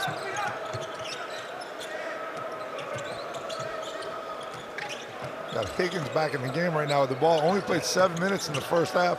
So we'll see what his plan is here for the second half. If he's going to get a little bit more time. The three-pointer from Alex Abrines. What an offensive rebound by Nikola Mirotic. His second offensive board of the night has him flirting with a double-double. 9 rebounds overall, and we've got a traveling violation in the high post. And look at the animation from the coaches on the sideline. Former great players, each one of them living every possession here at the Stark Arena. Because both of them are feeling a little bit of a change of momentum right there. The three-point play by Fabian Cozier, the defense right there by Cozier, getting back to Davies just in time to make his feet scramble a little bit and pick up the travel. And another possession for Real Madrid to get themselves even closer. 6 turnover committed by Barcelona. That's 3 in each half so far. Eddie Tavares with a terrific catch and finish. His balance was perfect and his poise was admirable. Eddie Tavares moving to 8 points in the game. And not even talk about that soft touch around the basket for a big man with that size of hands. That's just a soft touch. 7-0 run for Real Madrid. Corey Higgins fakes the 3, working the dribble, checks the shot clock. Ball remains in his hands. Gets to beneath the free throw line. Left-handed scoop shot is off the mark, and it's a shot clock violation because the left-handed finger roll from Corey Higgins did not draw iron. Yeah, never touched the rim right there. I thought it was going to ring a little bit earlier, but, and again, you feel the momentum changing. You feel both coaches feeling it also. So there's confirmation of the 7-0 run that Real Madrid are in the midst of. Fabian Cozier with the hot hand, having just completed a 3-point play. Goes to the finger roll once again, but it's off the mark. Good take to the bucket. Nikola Mirotic now has a double-double. That's his 10th rebound, and Brandon Davies moves to 10 points in the game on 5 of 9 shooting from the field. Love to see that play one more time. Just the way his footwork, to be able to find that ball, get his body prepared before the ball actually gets into his hands. He's ready to shoot before Tavares can get there. Gershon Yabusele nets his 3rd three-pointer. After netting the first 2 scores in this game for Real Madrid, he hits his 3rd 3 from 5 attempts to move to 14 points in the game, and it's a single score game. FC Barcelona 56, Real Madrid 53.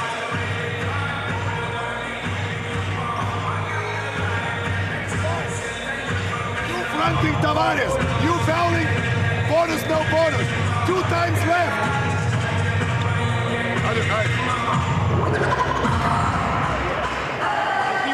Regroup, hey.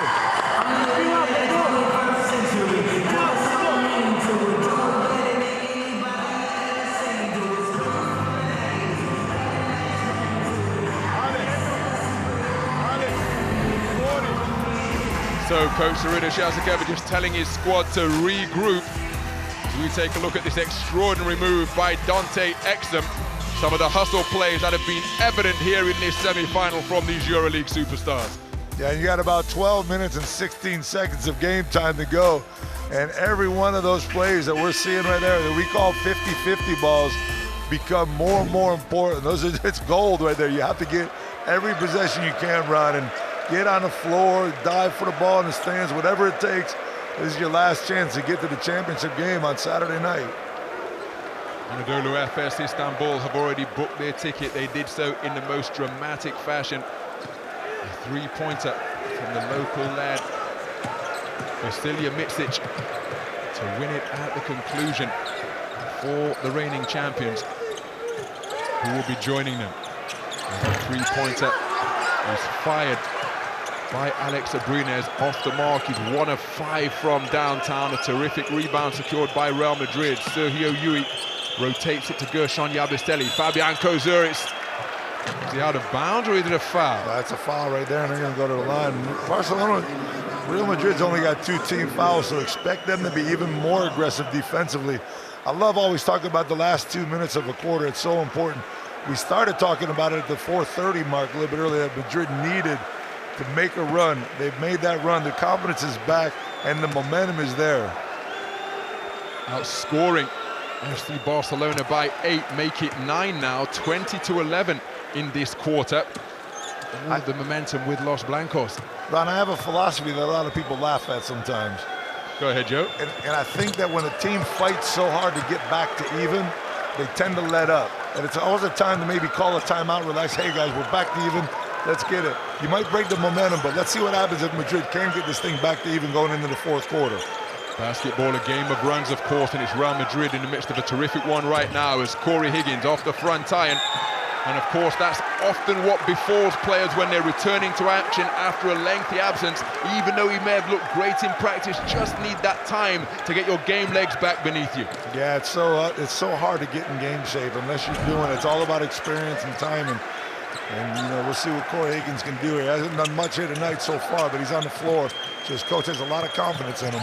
Corey Higgins in his 6th consecutive Final Four, 2-time champion, of course, in 2016 and 2019. Looking to become the first player to win with CSKA Moscow and Barcelona as the lead is secured off a terrific three-pointer from Sergio Yui to give his team a 2-point lead. This is exactly what Real Madrid needed to even this game up. There was a confidence building for Barcelona that needed to be erased, and that's exactly what Madrid has done here. Now with 50 seconds to go, they need to get another stop if they can. And that's exactly what I was saying earlier. Yui is smart enough to make that foul right there, knowing that his team only has 2 team fouls.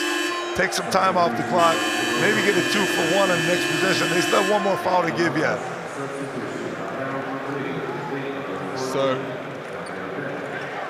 Nikola Kalinic, Crvena Zvezda MTS Belgrade, enjoying the action here, but again, what he would give to return to a Final Four and another championship that he secured with Fenerbahce just a few years ago. Working the handle, slapped away by Vincent Poirier. Gershon Yabistelli says that's my ball, wraps it up tightly like a precious possession. What a way to finish the quarter, Real Madrid. Now they're going to try to look for a 2-for-1 for sure. So Rudy Fernandez working against Brandon Davies. Fabian Cozer, who has been instrumental in this quarter, hanging in the air, nothing doing, looking for a foul. The referee's not interested. So the shot clock has been turned off. It's Fabian Cozer defending the ball handler Nick Kalathis. Still a foul to give for Real Madrid, so FC Barcelona will be inbounding from the sideline. 12.2 seconds remaining in the period. Yeah, you wonder if the coach is going to call a timeout right here. He's going to give the confidence to his squad to know what they need to do on the sideline out of bounds play with 12 to go. I'm sure they're just going to get it in and try to set up a pick and roll up top. Provitila came off the bench.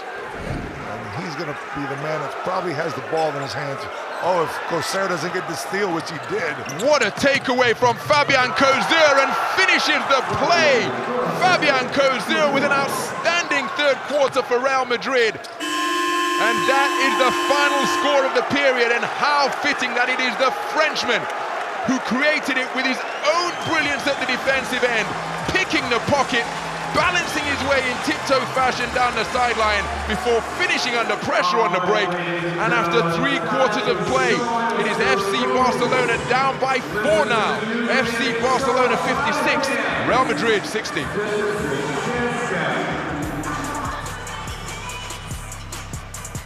Well, what a third quarter for Real Madrid.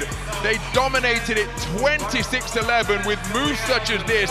Eddie Tavares power in the paint off that drop step move. Yeah, we talked about them being down 9 with 4:30 to go in that third quarter.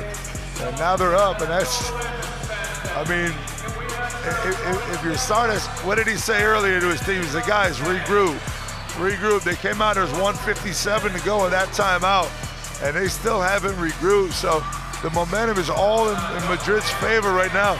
Barcelona needs to come out and take that away and see what we get here in these last 10 minutes of this fourth quarter. Real Madrid closing the quarter with a run of 10 unanswered points, a 26-11 quarter in their favor overall, matching the points output of Barcelona in the second quarter, while shackling FC Barcelona to just 11. And when you're trying to come back into a game, you're doing it offensively and defensively. It starts on defense, and Madrid did a great job. Remember, Remember the move down low, they gave him an easy two, then the defensive play, and on top of that, the three-pointer by Amaldi. But it's Fabi Gosser who's making the difference in the third quarter. And again, what those numbers don't show is the foul that he was able to draw against Sertat Chandler down in the low post, and the momentum that steal gave his team to keep on rolling when he finished the bucket on the fast break to beat the end of quarter buzzer. Terrific performance. The defensive rotation he made on Brandon Davies, the cause of travel also. The steal at the end of the third quarter right there, as Barcelona is trying to set up another play. There's so many insurmountable plays that are intangibles that you don't see that this kid makes. And I told you before, he's such a team player. He doesn't care. 4 minutes, 4 points, 20 minutes, 20. He doesn't care. He just wants to be there. So the final quarter underway here at the Stark Arena. How will this fourth quarter play out? FC Barcelona find themselves trailing by 4. Back iron off the three-point attempt from Nicolas Laprovitala. So it's Gabriel Deck with point guard responsibilities here now. Dante Exum waiting for him just beneath the three-point line.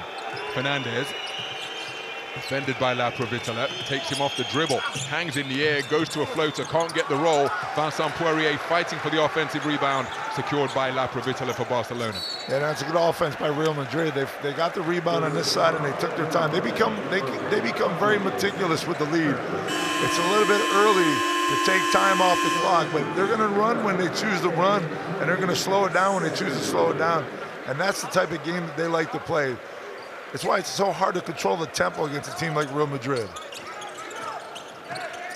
So Calates, Vincent Poirier looking to pick him up, made himself big, then moved his feet fantastically. Nice catch, Dante Exum, got it to Nikola Mirotic, sells the pump fake to Gershon Yabusele, front rim on the shot, rebound, reeled in by Vincent Poirier. Terrific D by Real Madrid. Yeah, Madrid's all over the ball right now. They're just more aggressive defensively.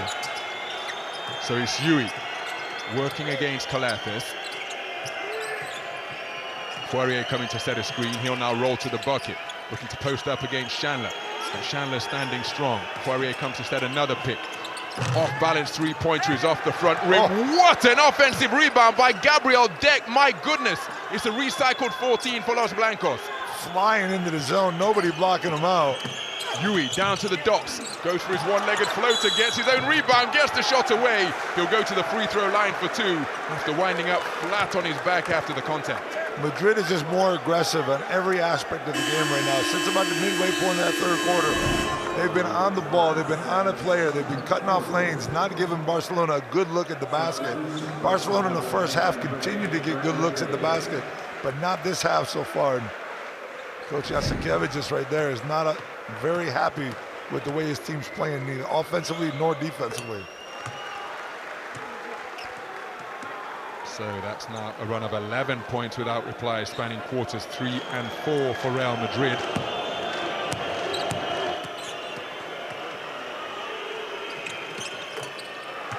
And that perfect trip to the free throw line sees Real Madrid equal their largest lead of the game. On 3 occasions they led by 6 in the first quarter. That's their margin of advantage now as Calates draws the foul against Gabriel Deck.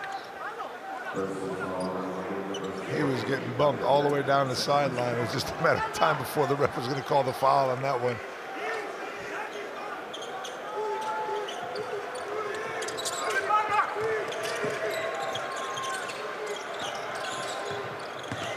As Laprovitala goes baseline. Nice catch, Nikola Mirotic in heavy traffic. Vincent Poirier can't believe that the call has gone against Real Madrid. But he was in a crowd there, Nikola Mirotic. Kept his poise, got a wide base beneath him and went up strong. Yeah, but you see there's no continuity at all within the Barcelona offense. Madrid is getting in the passing lanes. They're disrupting the timing of Barcelona's offensive movements. So this is where they've been able to take advantage of this game. Now Mirotic is going to have to go to a line and try to get some points on the board with the clock stopped and try to build his team some momentum offensively. 2 out of 2 from the free throw line tonight, Nikola Mirotic, and he remains perfect from the stripe.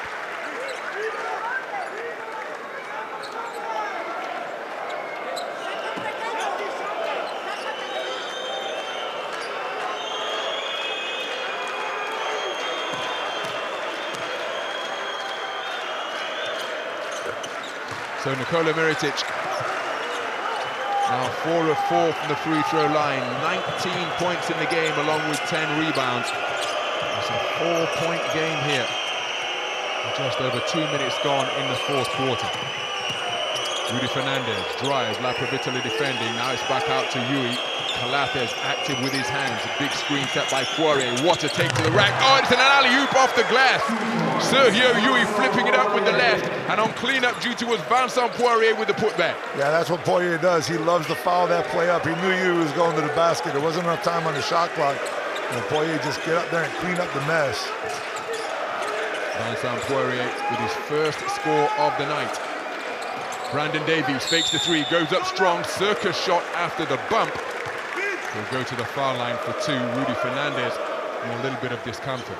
But you see, offensively, that's better play by Barcelona. They moved the ball. 3-4 guys touched it over the half-court line. It wasn't Laprovittola dribbling all the time. And here you see, you got to, if you're Brandon Davies, you got to come up behind and take that foul and get him out of there. Make sure to clear him out underneath the basket. Take the chance of a referee not calling the foul and get a little push on the back of Poirier. Get him out. Clear from such an easy shot. Davis knocks down the first of 2. 70% from the free throw line this season, Brandon Davies. 77% foul shooter for his career. It's his first trip to the stripe tonight. Takes him to 11 points in the game. 1 of 2 from the free throw line.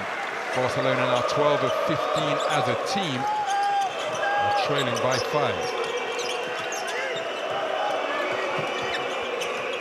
So Yui, trapped in the corner, spins his way out of there, gets into the guts of the bastard defense, and will go to the free throw line for 2. What handling wizardry from Sergio Yui. A lot of it has to do with the fact that they're so nervous about him pulling up for that three-pointer that you start playing defense behind them. And when you play defense behind him, what you give him is an open lane as Rudy Fernandez limps over to the bench. Well, that's the body shot from Brandon Davies that had him in some discomfort on the baseline. Float well, speculating of course, but that's a painful area to get hit in around that floating rib. They're easy to dislodge. Rudy Fernandez just trying to get his wind back. So Sergio Yui, 5 of 6 on the free throw line tonight in his 10-point haul. His team up by 7.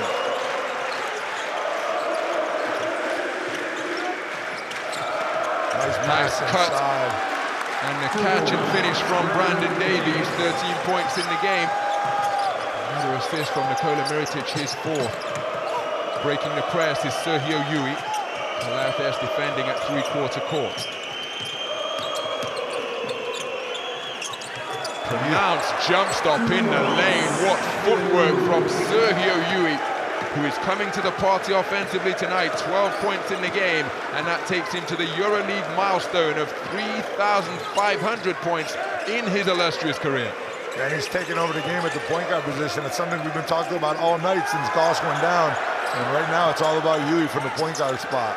Nikola Mirotic, pump fake, 1 dribble, rotates it to Dante Exum, 3-pointer from the wing, he's off the mark. Gershon Yabustelli had the rebound, lost the rebound, but hit the deck to guide it to Sergio Yui. What a play from Gershon Yabustelli. Yeah, you know, it's just about hustle plays, Ryan. You've been saying it all night. We've talked about it all through this Final Four. And hustle plays make the difference. And right now, it's all about Real Madrid getting on the floor and not giving up easy looks. Mirotic took the fake, took the ball to the side, and gave up the side, gave up the three-pointer to Exum in the corner, who was short on it. Pablo Lasso in Real Madrid immediately thinking that this is an unsportsmanlike foul committed by Nicolas Laprovittola. So he's challenging the call to see whether he can get the unsportsmanlike that he believes it is. I've seen Pablo use that once this year. I can't remember which game it was, but he did use that once, and it worked for him. I think just the foul was called.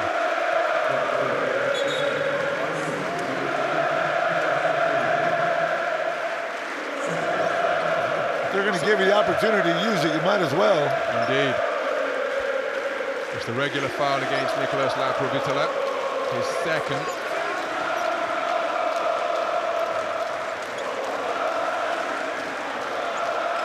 Again, the red and white of Olympiacos Piraeus fans and Crvena Zvezda NTS Belgrade supporters combining to make this a cracking atmosphere here at the Stark Arena in Belgrade. You gotta love fans that really don't cheer for anybody. They just cheer, don't you? So it's Yui as we approach the midpoint of the final quarter. Gets beneath the free throw line again, back iron on the shot, ball tipped out of bounds, well saved by Brandon Davies, guiding it to Nicol Athens. If you're Barcelona, you have to do something to keep Yui out of the lane. He's killing you inside. And what that's going to eventually do is open up something from outside the three-point line. And that would kill Barcelona if they start giving up threes. But now if they start making them. Nikola Mirotic nets his 4th three-pointer of the night, 4 of 6 from downtown, 22 points in the game to lead all scorers. His team back to within 4. He hasn't made a three more important than that one right there because his team needed it. Cozier has used his dribble, goes inside to Poirier, nice catch and a turn and jam! A little bit of payback for Vincent Poirier, who just crushed it over the top of Brandon Davies with a two-fisted hammer. Yeah, and Davis, you're looking for help on the other side, back in the Mirotic right now. And no easy baskets. This is the Final Four. This is the semifinal. Game 2 of Thursday night. There's going to be no easy baskets as Mirotic gets it down low. Look, everybody come in. And there comes Poirier from behind. Nicola's going to have to go to the bench and look at this. Give me some hang time on this one, Turkish Airlines. Because Poirier got up. Brandon Davies making a business decision. He didn't raise that right arm in line with the rim because it was coming down with such force. Brandon Davies knew it. He just got gone. So timeout on the floor. FC Barcelona 64, Real Madrid 70. And they are leading this final quarter 10-8 in favor of Los Blancos.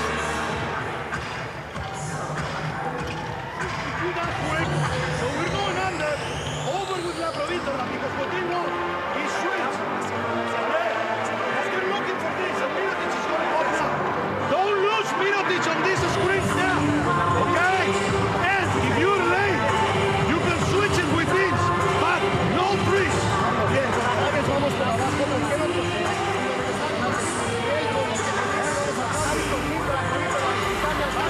Well, Sergio Yui has surpassed the EuroLeague milestone of 3,500 points, but he has really begun to assert himself in this second half for Real Madrid. And he's been doing it, Ron, since the last 3 months of this season. He's come up in so many big games. I go back to the Milan game at home when they were down 6 or 7 going into the last 2 minutes of the fourth quarter, pulled up a bunch of threes. You see him right here with 12 points, 3 rebounds, 3 assists also. He is taking over the point guard role, but he's come up so big in so many important games. A lot of people talked about his lack of aggressiveness this season, not being his best season. Is he losing it? He's stepping up in big moments, and he's doing it again here tonight. 5th all-time scorer in the EuroLeague is Sergio Yui. He was 5th in terms of Final Four points with 167 coming into this game.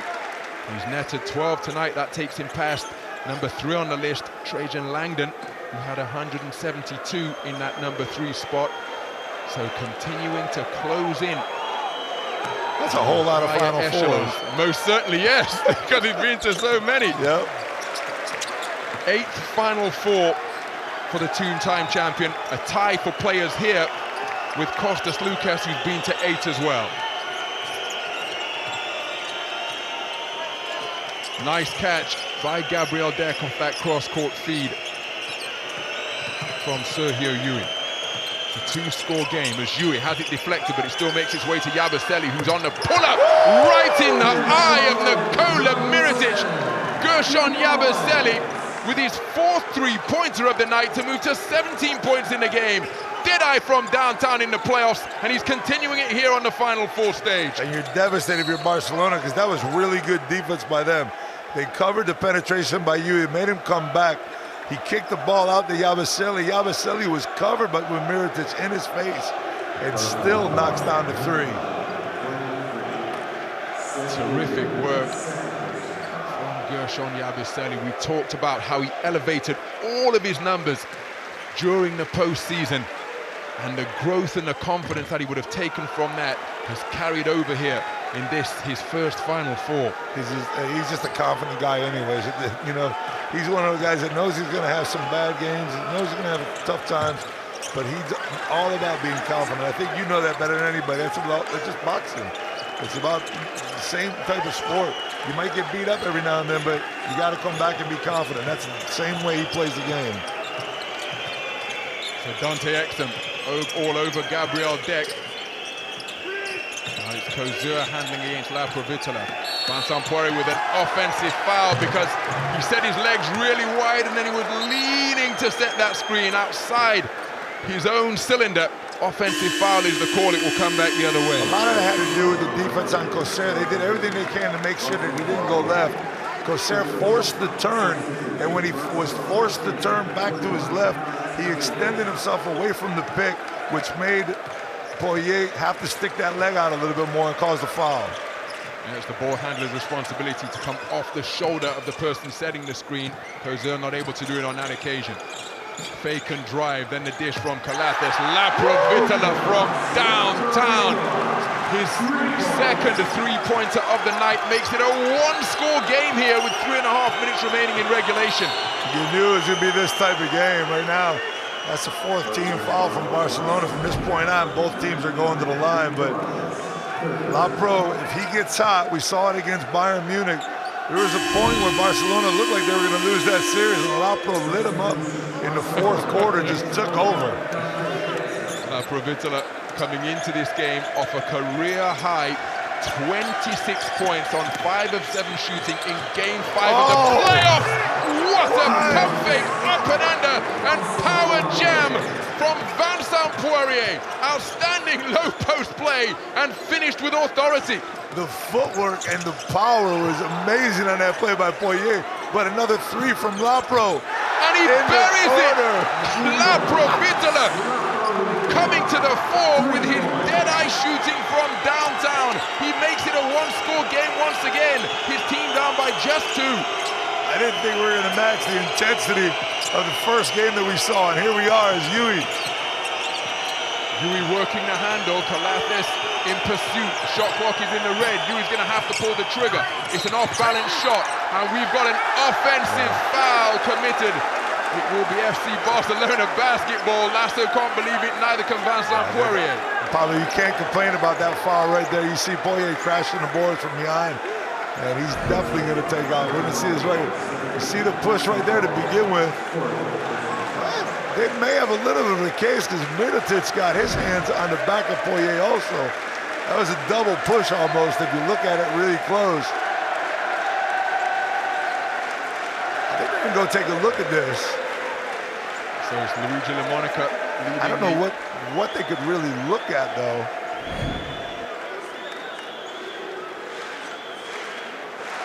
Oh, the correct free throw shoot is what they say they're looking at. So who was the foul drawn by? Was it Davies? It was Davies underneath. Couldn't have been Mirotic because Mirotic was behind Poirier. So it had to be Davis who was underneath. Yeah, that's exactly who's on the line right now. So Brandon Davies to the stripe. 1 of 2 from the free throw line so far tonight. And he's short on the first by some distance. Now Bomba looking on from the sidelines.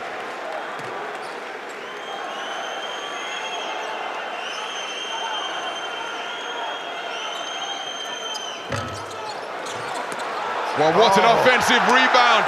Brandon Davies goes 0 of 2 from the free throw line, but how about that work on the offensive glass by Nikola Mirotic?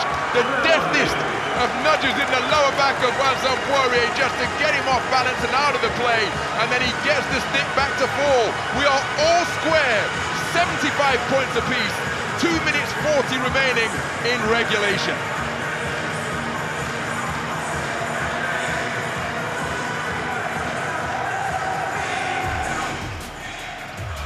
So the 7 days magic moment takes us back to the second quarter where Brandon Davies drove from the wing and dunked all over the top of Vincent Poirier.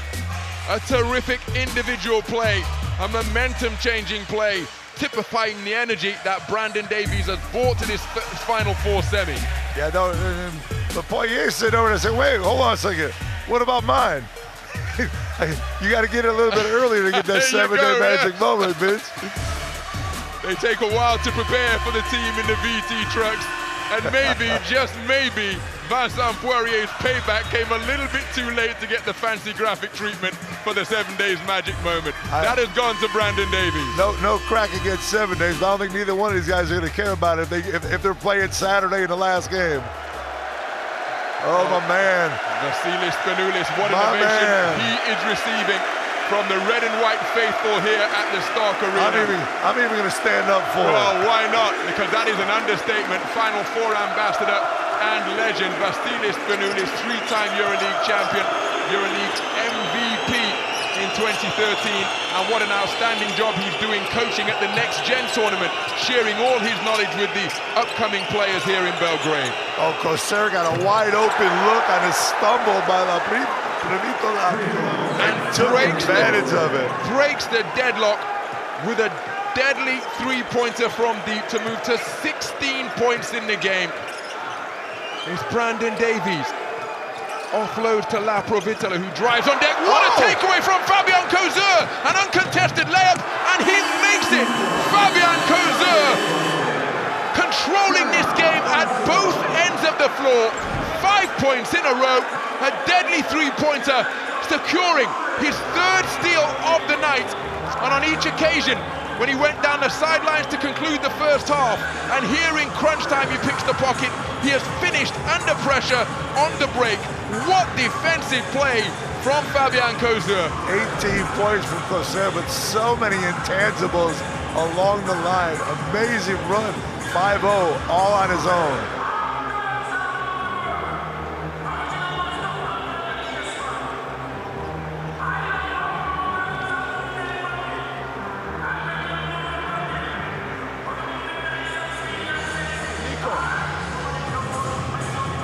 Attack Nick. Brandon, at this point, you are here. Guide Charles, spin down for Alex. If not, double drag. You will be a switch. Keep the ball in the middle, please.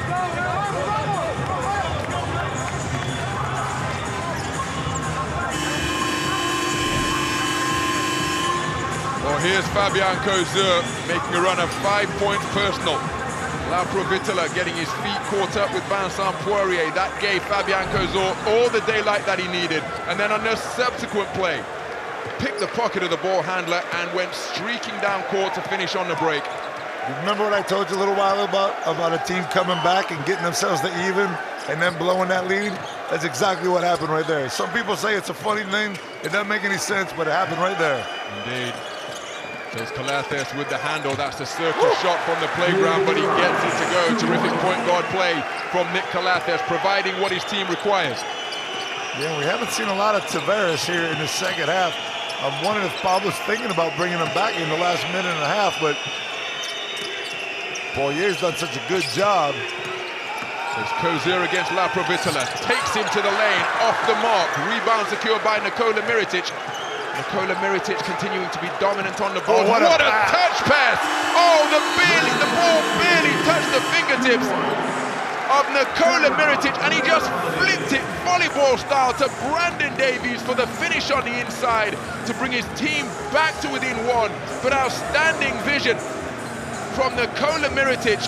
12 rebounds, 26 points, and no assist more important than that 5th one he distributed to Brandon Davies. Unbelievable look by Mirotic. Look how quick he got rid of that rock. Davies all alone for the easy 2. 1 point game, Ron. Terrific offload. What vision, what touch, what execution from Nikola Mirotic. Brandon Davies, the beneficiary, he moves to 16 points in the game on 7 of 11 shooting from the field.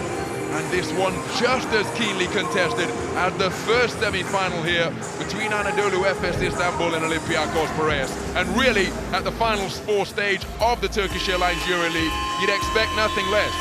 Well, we were talking about it. Look at those numbers by Mirotic, like 41-point index rating, 26 and 12. They give him 5 assists, but none of them prettier than that last one we just saw. But we talked about it before the game, Ryan. We're like, man, did we get the wrong game? That first one was so good. Did we get the wrong one? But you were the pessimist, Joe. Let's get it straight, man. Let's get it out there. Well, I said we talked about it. We don't have to be calling people out. Big possession here from both teams. So, a minute and change remaining in regulation. It's a one-point game in this latest installment of El Clásico. Yui being defended by Calates. Fabian Cozo, who has been instrumental, offload to Deck, who was momentarily double-teamed. Now it's one-on-one between he and Exum. Vincent Poirier has his pocket picked by Nick Calates to spring FC Barcelona in transition. La Provitola has it swatted away from behind by Vincent Poirier with the chase down block. His third rejection of the night, and what a way to make amends. He ran back like a man possessed as he saw Lapro cutting down the middle of the lane. Terrific hustle. And now it's Vincent Poirier off the mark. Gabriel Deck with an extraordinary offensive rebound. It's a recycled 14 and a new possession for Real Madrid. Sergio Yui, oh, such deft footwork from Sergio Yui. The double clutch on the shot off the window. Sergio Yui, 14 points in the game, but it's the manner and the time at which he has got his scores. Timeout on the floor. It's a one-possession affair. Barca trailing by 3. Don't need a 3. Alex, Dante.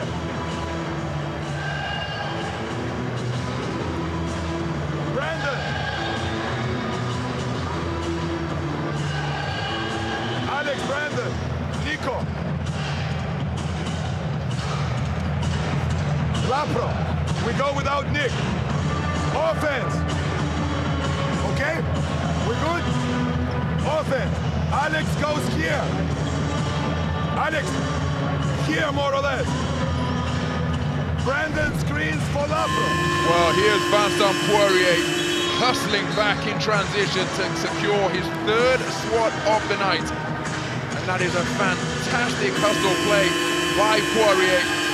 After the ball was picked in the paint at the other end of the floor, and look at that from Sergio Yui. What body control. You know, when you look back at this game, if Barcelona loses, it's going to be their inability to keep Yui from coming into the lane and getting into that left side. He's been killing Calates, La Provitola. He's been killing him getting to the basket on that left side. Sergio Yui just with a seat on the sidelines. 21.2 seconds remaining in regulation. It's a one-score game. Barcelona trailing by 3. They are inbounding from the sideline. Dante Exum gets it back from Nikola Mirotic. Corner 3 is canned! And we are... Well, it must be a two-pointer because it's only gone up as 81 points on the board. I thought it was all square. A perfectly executed end-of-game scenario by FC Barcelona. Alex Abrines with the long-range J,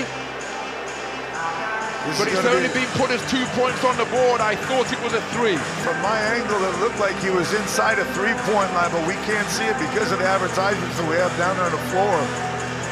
But what a play set up by Coach Hasankiewicz. I don't think they're going to review it. I think he was well inside the line. This is just a normal timeout. Referee's trying to figure things out. Oh, here's the play once again. Yeah, he is it's not even close. But you know, when you sit back and look at it, most of the time in a possession like that, you want to get to the hoop as fast as you can. That might have been set up for a 3, but Abrines didn't get himself into position, and it ended up being a 2-pointer. But with 16.2 seconds to go, you got to foul quick right here and get yourself the ball back. So FC Barcelona will no doubt look to secure a steal. Felipe Reyes, time leading rebounder in the EuroLeague, another one of the legends on hand here. His team with a 1-point advantage. Well, let's see if you can get a trap right here on the inbounds pass. Right there's a trap, and without fouling, they're going to foul there quick. But if you can get the trap quick and maybe get a steal you can get something out of it. If not, Anya goes to the line. Not a bad guy to send to the line. Adam Hanger going to the free throw line for the first time tonight. 75% on the season is Adam Hanger. 77% shooter for his career.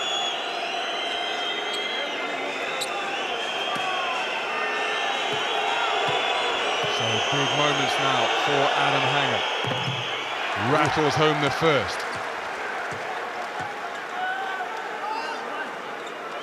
Let's see what Coach Jasikevich has in his pocket again to pull out. Seeing if he's going to need a 2-pointer to tie or a 3-pointer to tie here. And he makes both big buckets from Adam Hanger from 15 feet away. Terrific composure. It remains a one-score game. Get a look, you can get there quick, you're fine. So the shot clock has been turned off. Dante Exum wheeling his way into the lane. He's got a 2-pointer on the stick back. And then the quick foul committed. It sends Sergio Yui to the free throw line. We've mentioned the fact that his free throw percentages dipped alarmingly this campaign. But here in this semi-final, he has gone 5 of 6 from 15 feet away. But a correctly played strategy by Barcelona in terms of fouling quickly. Yeah, I mean, that's the thing. You go for the 3 and go for the tie, or do you go for Exum with the layup? If he doesn't get that tap in, the game's over. But right there, he got the tap in. 5.3 to go in the game. Ooh, that looked like it was off the mark, didn't it, from here?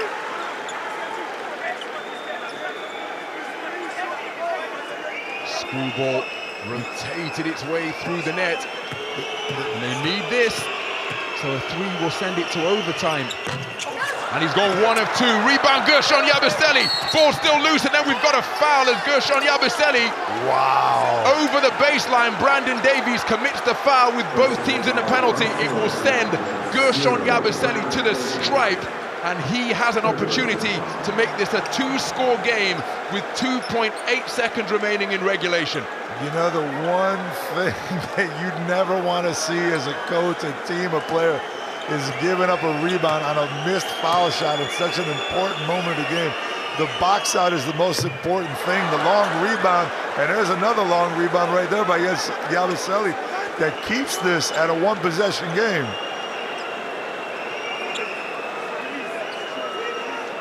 So 2.8 seconds in regulation remaining. Gershon Yabusele, 1 of 2 from the free throw line, having missed that first effort here tonight. Makes the second, so it's a 3-point lead. Boston need a miracle 3 to tie. They go to Nikola Mirotic. Lots of contact, no foul. Mirotic is incensed, but the final buzzer has sounded, and it is Real Madrid who have prevailed in a 1-possession affair over their arch-rivals FC Barcelona. And in this latest installment of El Clásico, Real Madrid overturned the dominance that FC Barcelona have enjoyed all campaign long. They came into this Final Four semi-final with 5 straight wins over their arch-rivals, but by the narrowest of margins in a 1-possession encounter, it is Real Madrid who have prevailed by 3 to return to the championship game. Final score after 4 pulsating quarters of play here at the Stark Arena. FC Barcelona 83, Real Madrid 86. Real Madrid in their 11th Final Four appearance since the format was adopted in 1988, return to their 19th championship game. And they do so in the city where they secured La Decima. Now they're in search of championship number 11. Anadolu Efes Istanbul await in that championship final on Saturday. What a game we have in prospect. And Ron, sometimes it's not about how many you win, it's about which ones you win. And right now, Barcelona would exchange those last 5 or 6 that they've won to get this one back. It was a tough game for them. They dominated for about 30 minutes of this game, but it was the run by Madrid from that 4:30 mark in the 3rd quarter that turned the tides for Los Blancos. What a fixture here at the Final Four. Final score from the Stark Arena is FC Barcelona 83, Real Madrid 86. So let's take a look at tonight's player of the game. And it is the man who got out of the gate incredibly quickly. Gershon Yabusele nailed back-to-back three-pointers to put Real Madrid up early on. He had 10 first quarter points, hitting from all over the floor. This hang time on the dunk, winning the Turkish Airlines EuroLeague flight time with that little rock the baby on the rim. But Gershon Yabusele, 4 of 6 from downtown, 18 points, his joint highest scorer for his team, along with Fabian Kozer, 8 rebounds as well. Let's hear from Gershon Yabusele after that game-winning display. Gershon, another unbelievable semifinal today. After the first one, give me your first thoughts after the incredible finish. Man, I'm just proud of the team. We showed a lot of team effort today. We played together from the beginning to the end. We were down in the halftime, but we knew if we come and show our character on the court, everything gonna be good. And we showed today we deserve this one and feel good, man. What did Pablo Lasso said at halftime? Because you lost your true point guard in the opening, under first minute, in the first half. So how did you approach that, playing without a true point guard? Just to play strong, attack the paint, play together, share the ball, effort after effort. Just play as a team, and when we play as a team, we're a tough team to beat, So that was really it, and we went there, take care of the job, and got the win. How about the physicality? I mean, it seems that like everybody that came on the floor absolutely contributed. For sure, man. That was a really intense game. We knew, it's a Clásico, so it was a really tough game. We deserved that one, and really happy about the win, man. Thank you. Congratulations. Thank you so much. Thank you. Ron, 18 points and 8 rebounds, but the biggest play of that game was that last rebound on the miss by Sergio Llull. Took away every opportunity that Barcelona had to come back and win that game or tie it. Outstanding shooting from all areas of the field from Gershon Yabusele. And he giving credit to his teammates. Let's hear what his coach, Pablo Lasso, has to say. It was an unbelievable game. It seems that everybody from your players, anybody, even on the bench, contributed today. Well, I think it was a great game from our players. My players did a great job. Okay, let's say we followed the plan very good.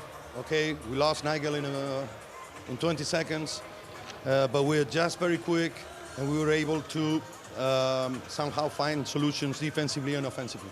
Very proud of my players.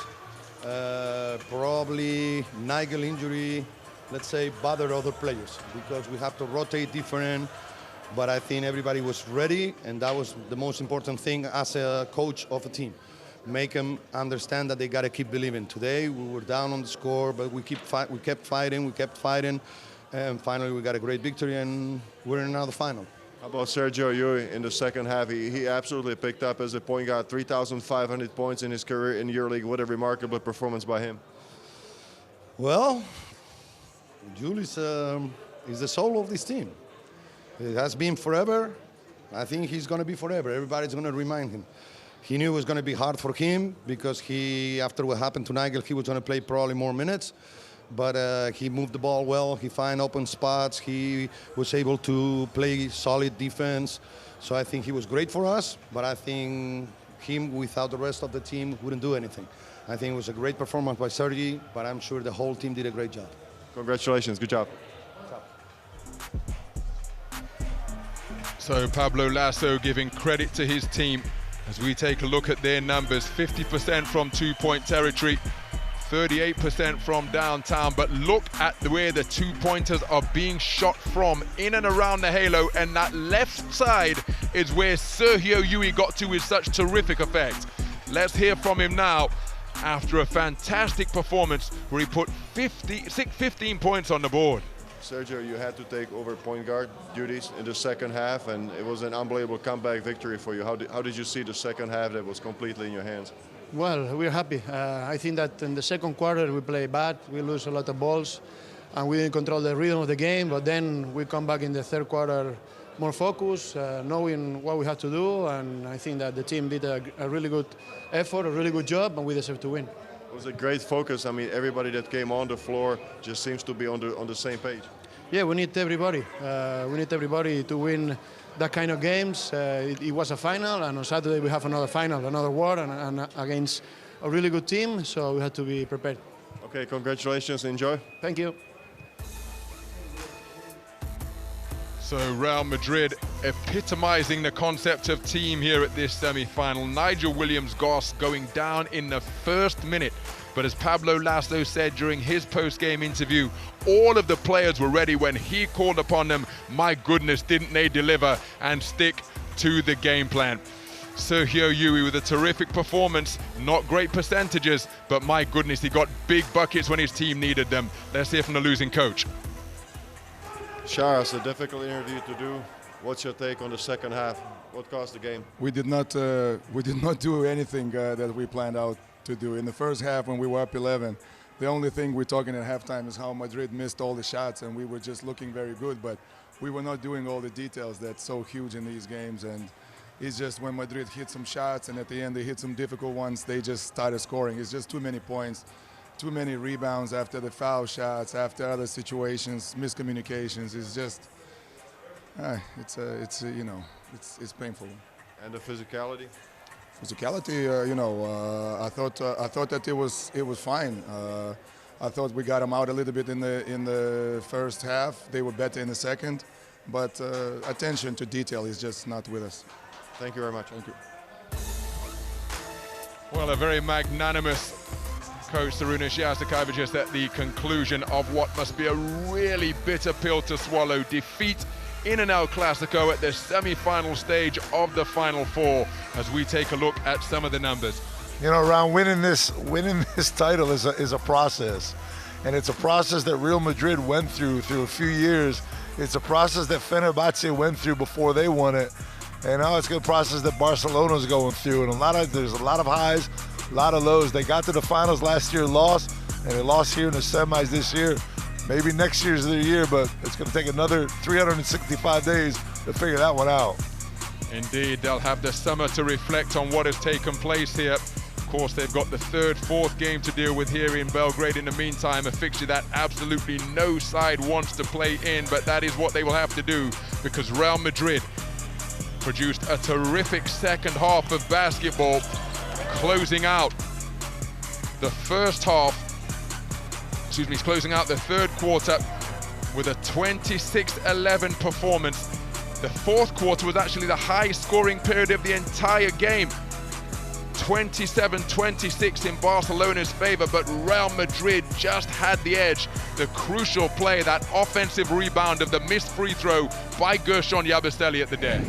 Yeah, not only the missed free throw, but it was the timing of that missed free throw, and the fact that it even took about 3 seconds before the foul was called. Yabusele fighting for that ball. So there we go inside the numbers. Barcelona with better shooting percentages from the field from both 2- and 3-point territory. Real Madrid edging the battle of the boards, identical in terms of turnovers. The stats giving us a fair reflection of how keenly contested this game was.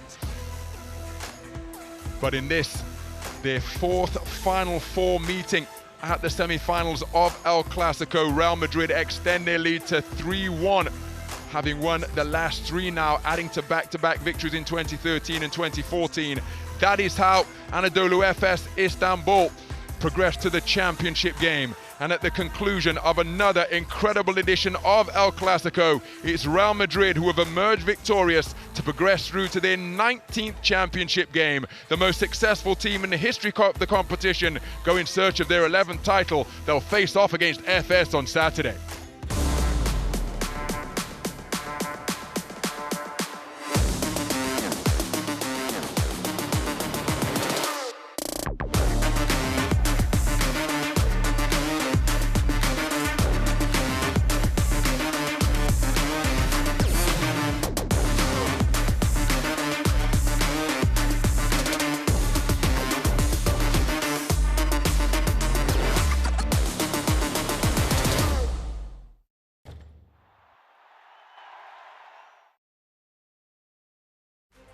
Turkish Airlines EuroLeague in association with